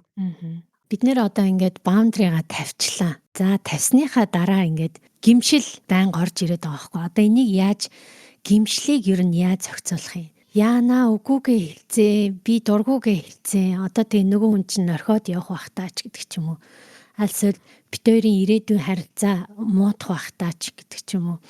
Ийм нэг гилтийг одоо яаж зохицуулдаг юм бэ? Юу яах юм шүү? Гоё өөртөө ирж байгаа эерэг бенефитүүдэд бодох юм шүү. Тэр хүн байхгүй байснаар одоо би тайван байж чадчихин ч гэдэг юм уу. Би дахин ийм ядаргаатай төвөгтэй асуудлуудаар ингээд энэнд ийшээ дахиж орохгүй ч гэдэг юм уу. Эсвэл тэр хүн илүү их зүйлийг ингээд одоо ситүэйшнээр ойлгох ёстой байсан юм байна. Магадгүй над дээрээс ойлгох ёстой байсан юм байна ч гэдэг юм уу. Айгуу гоё ашигын төлөө бодох ёстой. Санал нэг байна. Надаа би нэг жоохон тийм хөтөрлийн хүн байсан байхгүй юу? Ингээ амар хүнтэй зурлддаг. Ингээ зурлаа л гэдэг амар төвхтөд тавьж явуулж чаддаггүй ямар ч хүнийг. Одоо бол ингээд ер нь бол хамаагүй шууд ингээд окей болохгүй бол одоо тэгээ явна уу, байна уу, наалтхан байсан гэдэг шиг тоохоо яйцсан. Эхлээд нь бол амар гимшдэг яана би ингээд хүний хэцүү байгаа үед нь би ингээд найзгаа ингэчлээд байсан. Яна би хүнд ингээд болох хэвээр байтал нь би ингэчлээ штэ гэдэг амар их тэгдэг. Тэнгүүд угаасаа амьдрал дээр хүн болгон хүнээс тусламж авах шаардлагагүй. Би хүн болгон туслах шаардлагагүй. Угаасаа би одоо юу гэдэг тус болсон тус болоогүй тэр хүний амьдрал үргэлжлэлгээрээ үргэлжлэнэ. Миний амьдрал үргэлжлэлгээрээ үргэлжлэнэ. Тэрэнд ямар ч ялгаа байхгүй. Тийм болохоор тэрэн дээр би ингээд өөрийгөө зовоогоод ингээд би одоо юу гэдэг яг хүний ёсонд байх ёсгүй зүйл хийсэн үгүй л үгүй. Би зүгээр л ингээд амьдралд байдаг л ийм зүйлийг хийсэн. Тийм болохоор надад энэ дээр нэг амар зовоо шаналаад авах шаардлагагүй юм байна гэдгийг өөртөө яаж хийж байгаа л ойлгуулах тийм шиг өөрийгөө ятгах юм уу яах юм те. Тийм өөрийгөө ятгах дээрэс нь магадгүй тэр зүйлтэй хижээж хинт ч хэл хязгаар тавьж байгаагүй байж байгаад анх удаа тавих яаж ч утсан угаасаа тийм тухтай мэдрэмж бол биш шүү дээ. Маш их гимшлийн мэдрэн. Гэхдээ магадгүй өөртөө хэлэхдээ за би тийм ингээд анхныхаа алхмыг хийлээ. Анхны алхам угаасаа хинт ч хэцүү байдаг. Гэтэ зүгээр дараагийн удаа ингээд баагаар гайг болно. Баагаар энэ гимшлийн мэдрэмж алга болно. Гэт тэрийгээ сайн хэлэх ёстой болов. Түүнээс гимшлийг шууд алга болно гэж байхгүй л дээ. Төрөний хэдүүлэн ярьсан шүү дээ. Зарим хүмүүс тэр хэл хязгаар тавьж эхлэхэд чи одоо хизээ юм бийсэн. Тэ Монголоо алдсан. Эсвэл одоо Европчсон. Ах дүүсээ хүндэлсэнгүй. Юу гэдгийг 9 шидийн үг хэлнэ шүү дээ. Тэгтээ тэр хэлж байгаа үгнүүд нь бол тэр хүний өөрсдийнх нь асуудал. Би хэл хязгаараа тавьсан. Тэр хүмүүс хэл хязгаартмыг мань хүлээн зөвшөөрөхтэй ингээд асуудалтай тулгараад байгаа юм байна. Гэтэ тэр нь миний асуудал биш. Гэт ингээд өөрийгөө нэгэсэндээ тэр гимшлээс холдуулна гэх юм уу? Хэрвээ асуудлаа хэл хязгаараа тавихтаа тий ямар нэгэн байдлаар хүн лүү дайраагүй тайван байдлаар үнийг чичлээгүй тэр хүнийг доош нь хийгээгүй зүгээр л би яг одоо гармаар байна уучлаарай дараагийн 7 хоногт төлөвснөөрөө гарья өнөөдөр би ажил ихтэй байна гэж хэлэхэд ямар ч буруу зүйл байхгүй шүү дээ. Хэрвээ тэгж хэллээгээд урдаас нь нөгөө хүн заа чи одоо хизээ юм бийсэн ямар сүртэй юм гэж хэлж байх юм бол магадгүй тэр хүн тий урд чинь сууж байгаа хүн чиний хэл хязгаарыг хүлээн зөвшөөрөхтэй асуудалтай байна. Тэгвэл тэр хүний өөрийнх нь асуудал. Миний асуудал биш. Би хэл хязгаараа зөв тавьсан. Хэл хязгаараа тэг ингээд тухайн хүнийг хүндэлсэн. Дайраагүй. I did my best тэг би чадах чинээгээр хийлээ. Бусд нь тэгээд одоо тэр хүний өөрийнх нь асуудал гэх юм уу? Та сүүлийн үед шинээр суралцсан хэл хязгаар байна уу? Тийм юм анзаарсан уу та нар? Би бас энийг нэрээ ингэж хүнээс сурах хэрэгтэй юм байна штэ. Би бас өөрийгөө татах хэрэгтэй юм байна штэ гэсэн тийм юм анзаарсан уу? Найз нь одоо утаснаасаа л хэл хязгаар тавьсан байна та. Үнэн. Амар сонирхолтой юм харсан ахгүй юу? Яасан гэсэн чинь би болохоор ингэж бид нар ч одоо чадлынхаа чинээгээр одоо тийм яг уу ингээд өөрсдийнхөө гэр бүлийг ингээд аваад явна. Нимх нь Аз гэр бүл штэ бид нар ч тий. Тэгэхээр ингээд жоохон ч гэсэн ингээд тусалж чадах юмараа өөрсдийнхөө гэр бүл туслах хэрэгтэй байх гэж би бодоод идэв байхгүй юу. Тэгээ манай томигч ч гэсэн яг тэрийг тийм ээ окей гэж хүлээж авдаг. Тэгээ би ингээд бүр гэртээ ингээ илүү дутуу илүүчлэх юу вэ? Пэйж мэж юу ч гэдгийг тийм маа ихчээс асууж байгаа л тийм. Ийм юм хэрэгтэй, тийм хэрэгтэй гэхээр манай ихч зүгээр асуухгүй өг гэдэг байхгүй юу. Тэгээ бүр ингээ илдээ анзын юм тийшээгээ ингээд нэг мэтгэд авчирсан байдаг ихчих руугаа. Тэгээ манай их ч гэсэн зүгээр амар гоё сэтгэлээр ингээ хүлээж авдаг. Би ч гэсэн ингээ гоё тусалж байгаа юм шиг мэдрэмж авдаг байхгүй юу. Тэгс чи энэ хамгийн сайхан зүйл нь гэрэл гээгээтэй зүйл нь ихчийн маань хоёр хүү сайхан том болж байгаа. Тэгс баг хүн тэгсэн байхгүй юу. Та битгий манад ингэж хог тариад тий. Та яг чухал хэрэгтэй энэ маш гоё зүйл энэ маш хэрэгтэй эсвэл одоо тий сүүлийн үеийн зүйл ч гэх юм та хамгийн гоё зүйлээ л биднэрт өг. Бусдаар та ингээд бүр новш авчираад тэгээд ингээд тэр новший чинь тэр хийд зүйлийг чинь манай ээж зохицуулж чадахгүй байна. Тийм учраас та ихчигээ та ингээ харалтай ээж ингээ тэрийг зохицуулахгүй байгаа. Тэгэхээр таач ч гэсэн тэрийг зохицуулж чадахгүй байгаа учраас та баг тэнд нэгээд ер нь учрыг олсон дээр юм шүү. Тэгэхгүй ингээд амар төвхтэй байна гэсэн тийм хэлсэхгүй. Тэгээ би тэн дээрээс дон гэд хөөе тийм биш тий. Би энэ гэр бүлд бас нэг тийм сайн сайхан зүйл авчираад гин гэсэн чи бүр муухай зүйл. Тэр хүмүүсийн ингээд бүр амар ядаргаанд оруулж байгаа юм байна гэд тэгж би бас нэг шинэ юм мэдэж аваад би ч яагаад нэрээ энэ хүмүүс ингэж хүндэтгэлгүй хандаад байгаа лээ. Хэрвээ над дээр хүмүүс ингээ тий энийг ч ав гэвэл би амар дургүй штэ тий. Тэгсэн хэрнээ өөрийнхөө ихчин гэр бүлийг яагаад тэгэх ёстой хүмүүс гэж бодоод байгаа юм. Болооч гэж ботсон дотроо. Тийм нэг баундари олж харсан дүүгээсээ. Би болонгоо сүүлийн үед нөгөө хэрэгтэй үед амаа хамхиж сур гэдгийг ер нь бодлол нь бүр ингээд амар их ясм хандаа шингэлтэй ингээд сурж байгаа ч яг ингээд ер нь бол нь айгүй өөртөө за хэрэгтэй үед нь амаа хамхиж сураа чи дутаа гэж айгүй хэлэх гэж хичээдэг. Тэгээд хангалттай мэдээж болоогүй байгаа. Зарим үед мэдээж илүү өвлцдөг. Илүү өмнөд орооцолтчдаг. Тэгээд ер нь үг гэдэг амар хэцүү. Тэ амар хүчтэй зүйл. Үгээр хүнийг алдчих болно гэдэг. Яг тэр бол яг үнэн. Тэгээд одоо ингээд яг цэвэр амьдрал дээр ямар хүмүүстэй харилцаанд ингээд ороод тэглэнгүүд харилцаанд ороод ирэнгүүт ингээд ярих харилцаа гэж наа. Тэгэнгүүт тэн дээр надад юу харагдсан бэ гэхээр хүмүүс айгүй их ингээд санаандгүй зарим санаатай байдлаар үгээр нэгээ айгүй хөрөөж яадаг, айгүй шийтгэж яадаг юм байна. Тэгээ тийм болохоор ингээд одоо чи үгэн дээр анхаардаг ч гэсэн энээсээ дахиж илүү ингээд үгэн дээр анхаарч ихэл гэсэн юу өөртөө тавьж ирсэн. Баундрыг лимитийг тавьж ирсэн юм. Тэгээд нэг үнэн болгон зөв байх шаардлагагүй. Зөв байх шаардлагагүй. Тэгээд чиний хувьд зөв байлаа гэх тэр хүний хувьд зөв байчихгүй тийм болохоор үгүй өстэй энэ хүн ингээд чи ингээд энэ тэгээд нэг хүний дөгөнд хүний амьдралыг өмнөөс нь дүгнээд хүнийг одоо сэтгэл зүйн байдлыг өмнөөс нь дүгнээд ямар нэг юм ингэж хүний өмнөөс дүгнэхээ байх хэрэгтэй гэдгийг бас айгуу сайн харж ойлгож байгаа. Хичээж байгаа. Тийхгүй байх гэж. Тэр нэг юм юу бас байгаад байна уу? Бэлэг мэлэг ингээд өгөхөөр ууралдаг. Одоо тэр нь би байхгүй. Бэлэг өгөхөөр ууралдаг. Сайхан үг хэлэхээр ууралдаг. Сайхан зүйл хулганы хавханд байдаг гэдэг юу гэдэг ямар ч нэг тийм хавханд орох гэдэг юм шиг санагдаад байдаг байхгүй. Тэгээ тэр мэдрэмжийг миний ойр дотны хүн аягүй сайн өгсөн юм шиг санагдаад байдаг байхгүй. Өсвөр наснд маань ингээд гоё бэлэг өгчээсэн нь. Дараа нь би чамайг тийм хөгийн навших чинь тийм бэлэг өгчээсэн штэ гэсэн нэг тийм ингээ оруулж исэн болохоор би тэрийг айгуу сайн ойлгоод авсан юм шиг байна. Сайхан үг, сайхан эд зүйл, юу гэдгийг бэлэгсэлт энэ бол хизээд намайг ингэж худалдаж авж байгаа юм шиг мэдрэмж төрүүлдэг гэх юм уу? Би ингээ өөрийгөө өөрийнхоороо контролдоод, өөрийнхоороо зарж чиглүүлээд өөрийнхөө амьдралыг юм авч явж болохгүй тийм юм руу оруулах гэж байгаа юм шиг дандаа тийм мэдрэмж өгдөг. Тэгэхээр энэ boundary ч биш бүр юу нөгөө миний солиотой байдалтай холбоотой юу гэж асуухгүй. Нэ чи boundary биш болчих юм шүү. Сэдвээс газаач ч юм шүү. Үгүй юу? Харин би энийг boundary гэж боддог байхгүй юу? Битгий надаа ийм юм ингээд зориулаа. Би буцаагаад өөрлөв чинь сөрөг үзэл бодлоо ч юм уу эсрэг байгаагаа илэрхийлж болохгүй болчих годна. Яг тэгвэл та надаа маш сайхан бэлэг өгсөн учраас. Яг тэгвэл та надаа маш сайхан үг хэлж байгаа учраас гэдэг юм уу. Тэн дээр би ингээд жоох reject-лээд ингээд сонь болоод байдаг байхгүй юу. Тэгэхээр тэр ингээд маргүй байгаа boundary-га тавьж байгаа юм. Ааха. Тий. Тийм мэдрэмж төрөөд идэг. Тэгэхээр энэ бас биш чийж магадгүй юм байна л да. Тий boundary-тай Тэгэхээр яг холбоотой биш. миний бодлоор болонгоо тэнгүүд яг түрүүний л хэлдгээр чамд ингээд өөрт нь асуудлыг ингээд эргэж орж байгаа юм шиг санагдаж байна. Яагаад гэхээр одоо нэг хүмүүс чинь тэгээд идэв штэ. Бид нар чинь нөгөө personality type mic гэл айгүйх ярьдэн штэ яа. Тэнгүүтээ нөгөө хайрын 5 хэлэх гэж байдаг гэд нөгөө нэг тэнгүүд зарим хүн MBTI болонгууд энтер гэдэг. тий зарим хүмүүс болонгууд хүнд бэлэг өгөж хайр илэрхийлдэг. Хүнд гоё үг хэлж хайр илэрхийлдэг хүмүүс байгаа штэ.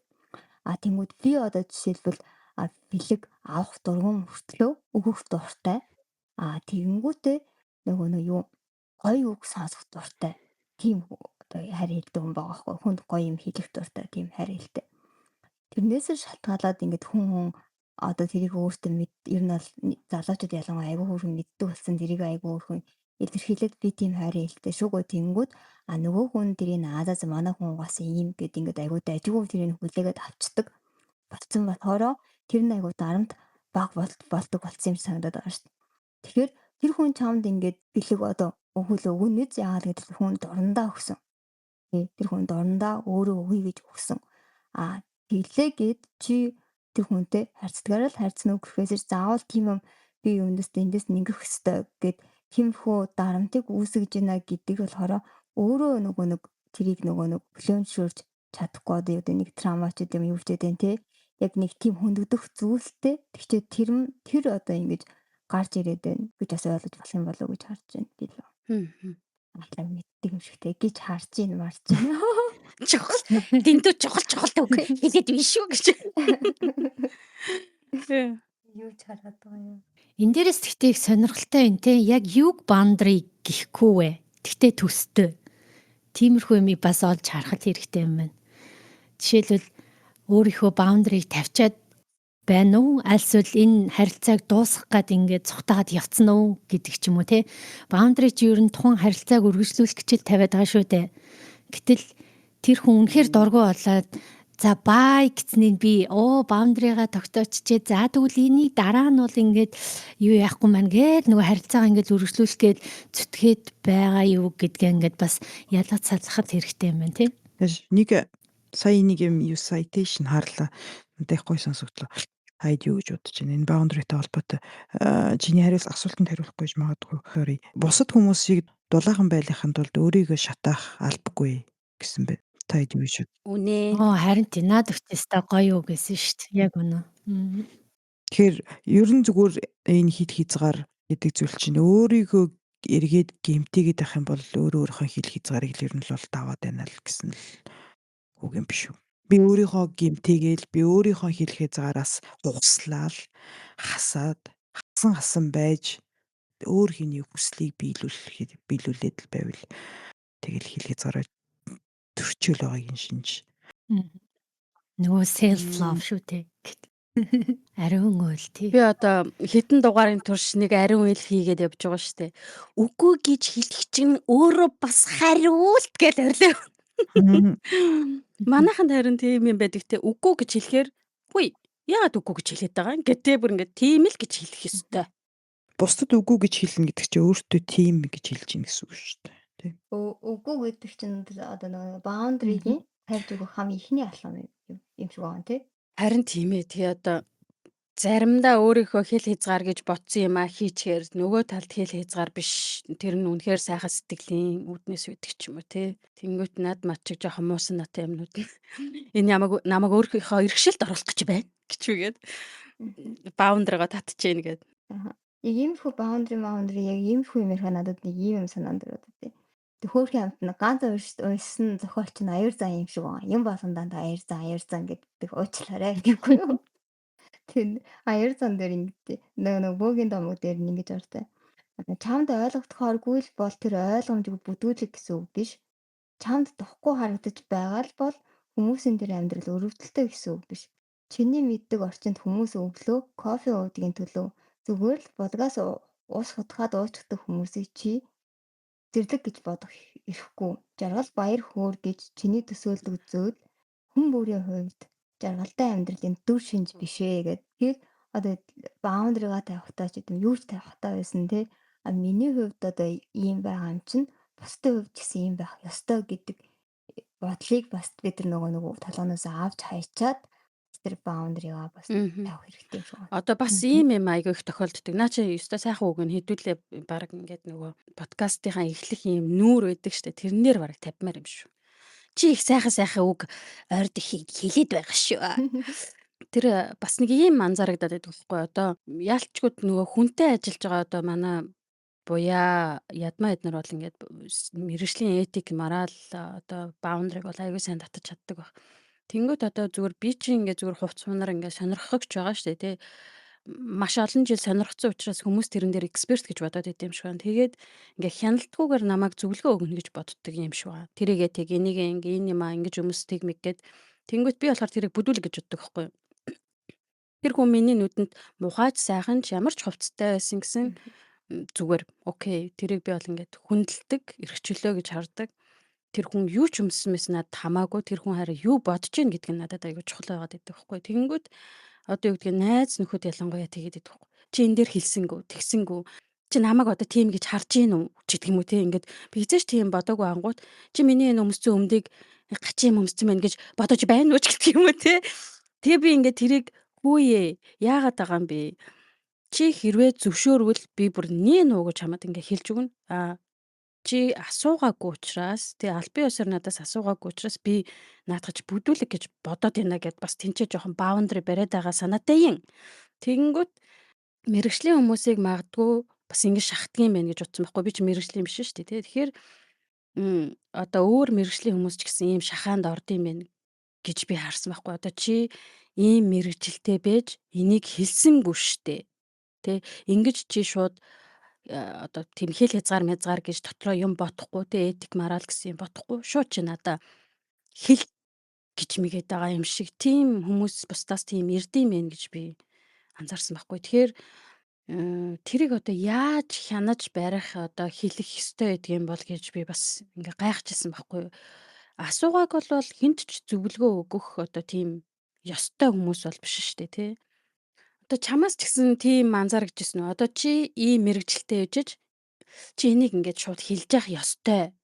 Чи энийг ингээд надад хэлэхгүй байна. Чи ямар харамч юм ч гэдэг юм уу те. Тийм шууд ингээд хашаагийн чи өшгчөө те хэлээч гэж гисэн тийм юм орж ирж байсан уу? Миний мэрэгжил чи яг хараад хэлдэг мэрэгжил биш болохоор тийм юм орж ирж байгаа. Зүгээр намайг компьютер юу гэдэг техник технологитой холбоотой бүх зүйлийг мэдэх ёстой гэдэг хандлагууд гарч ирдэг болохоос биш. Хөгжүүлэгчтэй хэлдэг инээдтэй гэдэг. Тэр нь болохоо юу гэхээр тийм би хөгжүүлэгч гэхдээ би чиний принтерийг засаж чадахгүй гэдэг. Чадна л даа гэхдээ чадахгүй заа гэдэг тоххой юу. Одоо над надаас өксүүлээ шууд компьютер бариад очин штэ. Зас гэх. Тэгээд тэрээр юмнууд орж ирээд үү.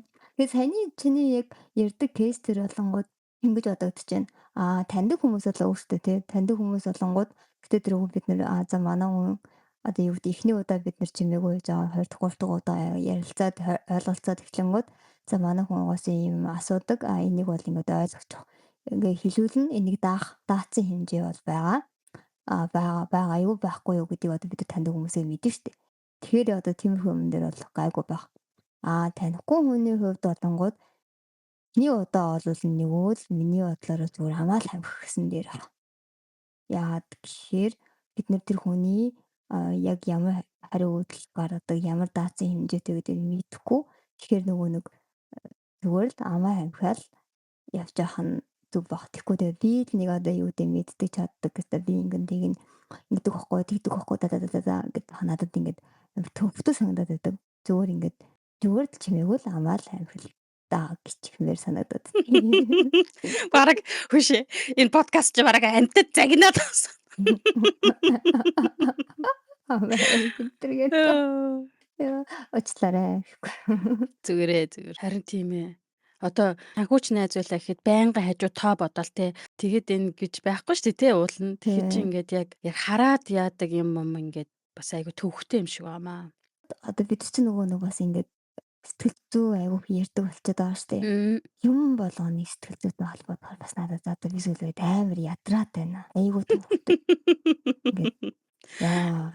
Хөөе яалч энэ сэтгэл зүйн талаар ойлгох ёстой болчиход байгаа байхгүй юу? Одоо тэгэхгүй бол ингээд бид нар чинь ямар ч сэтгэл зүйн ойлголтгүй тийм орон гэр нийгэм тийм нөхцөл байдалд өссөн болохоор яалчгүй сурах ёстой болчиход байна. Одоо өөр орны хүмүүс бол айгүй тийм ойлголттой өсөж байгаа харагдаад байгаа байхгүй юу? Одоо манай хүүхдүүд жоохон ингээд тавгүй тухгүй ээж авда хэлмээргүй ч юм уу те энэ хүмүүс чинь нууц гэж байгаа шүү дээ. Тэнгүү шууд ингээд сэтгэл зүйчдээр очиод уулзаал тэр сайхан сэтгэл зүй хэрэгцээгээ аваад окей болол пул болол гараад ирж байгаа хгүй өөрийгөө ойлгоод. Тэнгүүд бид нар чи тийм байгаагүй тэгэхээр хэдүүлээ хизээ хойно л тэрийг авах гээд байгаа юм шиг байна. Тэгж ойлгосон. Одоо сэтгэл зүйн ярихтаа чинь лимиттэй ярмаар байна. Ядраад. Тэгээ ойр жоохон ядраад нь. Тэгээд нөгөө Гэхдээ би наадах чи ингэж асууж ирсэн шүү дээ нэрээ ядмагаас. Уу ингээл амар төвхтэй ингээл бүх юм ингээл emotionally assessment сэтгэл зүй давлгаа юу одоо юу гэдэм midlife crisis гэл ингээл зүгээр ингээ юу ч мэдрэхгүй ингээ дүнхүү царайлаад тэгээд ингээд манаагоо юу ч мэдэрдэггүй байсан бол ер нь айгүй амар юм байна. Зөндөө их юм ингээ мэдэрдэг байх чинь өөрөө бүр ингээ галзуурал зовлонтой санагдаж байна гэдгсэн чинь ядмаа надад амар ойлгомжтой хэлсэн байхгүй. Тэр нь юу гэсэн бэ гэхээр бид нар угаасаа мэдрэмжтэй учраас энийг ингээд ойлгох ёстой гэж би бодож байна. Тэгээд өөрөө байсан бол айгүй гой хариулах байх. Тэгээд жишээ авахад хүүхдээ тэврээ сууж яснаа гинт алдаад те. Унгаачлаа гэхэд тэр хүүхэд унаад өвдсөн болов гэдгийг мэдэрч чадахгүй. Энэ хүүхэд уйлчин шаналж штэ шалбарсан байж штэ гэдгийг мэдэрч чадахгүй байх. Энэ хүүхэд өлсөөд ингээд надаас хоол асуугаад штэ өсөж байгаа учраас гэдгийг мэдэрч чадахгүй байх гэдэг бол энэ бол амар муухай зүйл. Энийг мэдрэхгүй байна гэдэг чамд тийм сайхан байна уу гэсэн чи надаа нэрээ тийм биш дээ гэж бодогцсаахгүй. Одоо юу гэдгийг би хүүхэд маань надаас ирээд ээж би өлсөд штэ юм идмээр байна штэ гэхэд тэрийг би юм чинээ тооцохгүй те. Жугаар зөрж мөрөх бол амар утгагүй сонсогдож байгаа сте. Тэгэхээр мэдрэмжтэй байх нь зүгээр юм байна гэх. Гэхдээ тэнгууд миний өсөд байгаа зүйл бол нөгөө юу хатан дондож одоо бид нар чинь баланс гэж ярьдэн штэ. Хатан дондчийг сайгаад байгаа байхгүй. Зарим юмыг зүгээр л байгалаар нь өнгөрүүлчих те. Заавал тэндээс нэг хараад сэтгэл зүйн хувьд ингэж энэ бол өстой ийм драматай холбоотой, ийм нарцисстэй юу гэдэг, ийм депресс, ийм стресс, тийм гормон байдаг байхгүй биш байдаг те. Зарим юмыг зүгээр л окей ингээл болоод өнгөрч байгаа юм байна гэд өнгөрөөж сурахгүй болвол нь юм болгоноос ямар нэг юм гаргаж ирээд энэ ийм асуудал, тийм асуудал гэд өөрөөсөө асуудлыг хайхгүй бусад руу бурууч ихэд байгаа нь бас төмөч болоод байгаа байхгүй. Ямар ч лимит байхгүй тий. Бүр ингээд их болоо. Тэр нь ингээд амар их хүн надад л ядарч байна заримдаа одоо хүмүүсээс. Тэр тэгтээ процесслж байгаа л нэг хэлбэр юм шүү. Чинийх бол ингээд процесслаад нэлээд ойлгоцсон учраас тэрийг за одоо болио болинэ найз гэдэг юм шүү. Тэгээд тэр ийм процесс байх би хэрэгтэй байх гэж бодоод байгаа байхгүй. Ямар нэг юмыг өнгөрүүлсэн, хайсан, тоохгүй байсан, зас энэ ер нь ямар хамаатай ингэж үл тоомсралсан энэ байдлууд нэлээд удаан үргэлжилсэн болохоор энийг сонирхох ёстой болсон. Тэгээд сонирхоод явж явах дунд угаасаа ингээд бусдаас л дандаа энэ тэр буруутай байсан учраас энэ ингэсэн учраас би ингээд байгаа учраас гэд ингээд тэр зүгээр процессэлж байгаа шат гэж би бодоод байна л та. Тэгэнгүүт тэр процесс мэдээж хэрэг зарим хүний хувьд жил 2 жил 3 жил 10 жил ч оролцож магадгүй бах. Тэгэнгүүт дараа нь ямыг ингээд харах өнцг нь ойлгох ойлголт нь тий нэг магадгүй нэг юм өөрөө нэг юм мачур хүн болдог штэ. Төлөвшлүүд дээрээ ирэхээрээ эн чинь нэг иймэрхүү штэ, тиймэрхүү штэ гэдэг юм багцаалддаг, ойлгохынхаа хэрээр тэрийг өнгөрөөж сурдаг ч юм уу те. явуулж сурдаг ч юм уу. Тийм болт юм болов гэж бодоод байгаа байхгүй юу. Тэгэхгүй бол тэгэл тэрийг ойлгоогүй учраас тэрийг процесс донд л ингээд гэдэг ингээд ойлгохгүй л яваад байна гэж бодоод байна л та. За харин тийм ээ чи. Яа за цөмөрөө энэ 7 оныхаа базааг ингэсгээд дуусахгүй тий. Манай За ядмаа буйна хоёр маань за өвөө болоод ажилтаа болоод гарсан байна.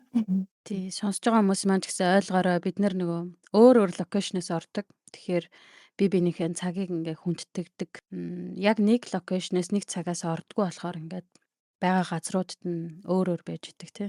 Харин тий. Тэгээд нэг хамгийн анх эхлэхэд хэлжсэн дээ нэг заримдаа нэг нь байна, заримдаа нэг нь байхгүй, заримдаа орж гарна. За тэгээд хэл хязгаар гэдэг сэдвийн талаар бид нэлээд базлаа. Хамгийн түрүүнд өөрийнхөө мэдрэмжийг сонсох ёстой юм байна. Тэгээд өөрийгөө хайрлах ёстой юм байна. Тэрэн дээрээсээ хэл хязгаараа тогтоох ёстой юм байна. Хэл хязгаар гэдэг нь бусдын чамд ирэх үйлдэл болон хандлагыг өөрчлөхдөө биш, бусдаас ирж байгаа тэр үйлдэл хандлагыг өөрийнхөө хариу үйлдэлийг өөрчлөнө гэх юм уу. Ийм зүйлд оршдог юм байна гэж ойлгож авлаа. Таад юу ойлгож аваа да? Миний ойлгосноор одоо ер нь товчхон базад хэлэхэд бол өөрийн хэл хязгаарыг тогтоох нь өөрийн үн цэнэ хадгалах хамгийн чухал арга хэрэгсэл гэж би харж ойлголоо. Нэг хэлэхгүй зогтоохгүйгээр одоо ер нь бол миний лимит хэмжээ хязгаар энэ дээр очиод дуустдаг шүү найзаа гэд хэлчих нь зөв юм байна. Хэлэхгүйгээр биш. Эхлээд тэр хүнийг харин яаж ойлгоно ойлгохгүй байна уу гэдэг ойлголтыг өөрт нь үлдээгээд цаашаа явах шаардлагатай юм байна. Тийм би бас түрүүн бас ингэж ойлгосон нөгөө одоо бид нар ингээ үгүй ээ. Тэ энэ дээр стоп тавья. Би жоох ингээд агаар амьсгалах хэрэгтэй байна те. Юу гэдгийг одоо би энэ харилцаанд ормооргүй цаашдаа би ийм ингээд дахин ингээд тавтаад ямаргүй юм ч гэдэг юм. Ингээд үгүй гэж хэлсний төлөө нөгөө хүн угаасаа нэг ямар нэг юм ярина штэ чи ийм болохоор тийм болохоор яасан SMS ингээд. Тэгэхээр тэр хүмүүсийн одоо emotional байгаа одоо хариу үйлдлийн төлөө буруутай юм шиг өөрийгөө мэдрэхгүй байна гэж бас ойлголоо шүү дээ. Тэ. Яа за дараагийн сэдв юу вэ Ока? За дараагийн сэдв хүчирхийллийн талаар ярилцъя гэж тохирсон байгаа. Хүчирхийллийн тухай сэдв яаж явж байгаад гарч ирлээ найзуудаа. Boundary гэдээ ярихаар угаасаа ингээд хэл хязгаар те мэдээж ингээд дургуй зүйлийг нь хийлгээд байгаа. Дургуй зүйлийг нь хүсээд байгаа болтоор хэл хязгаар тавиад байгаа шүү дээ. Тэгээд тийм учраас эн чинь нэг хүчирхийллийн нэг жижигхэн хэлбэр ингээд явагдаад байгаа учраас хүчирхийллийг заавал бас ярилцах ёстой нэгэн сэдв юм байна гэж ойлголоо. Тийм байна. Тийм байна. Нэлээ хүнд сэдв орж ирэх юм дээ. Би ч гэсэн хүнд кейстэй орж ирээ та. За хэл хязгаар тавина гэдэг нь одоо би чамайг хайрлахаа болсон гэсэн үг биш, харин би өөрийгөө бас хайрлаж болдгийн шүү гэдгийг ойлгосон бол өнөөдрийн энэ ярианы 80%-ийг ойлголоо гэж ойлгоорой. Хэрвээ энэ дугаарын үеэр хэн нэгэн сонсогч таны толгойд зурус хийж байгаа бол та ямар нэгэн жижигхэн үйлдэл бас гаргаарай гэж хүсэж байна. Тийм үйлдэл хийсэн бол та доор комент хэсэгт үлдээгээрэй. Дараагийн дугаарт биднээс тэрийг ярилцах боломжтой шүү гэж хэлмээрээ. За ингээд дараагийн дугаар хүртэл түр баяртай. Баярлалаа. Баярлалаа.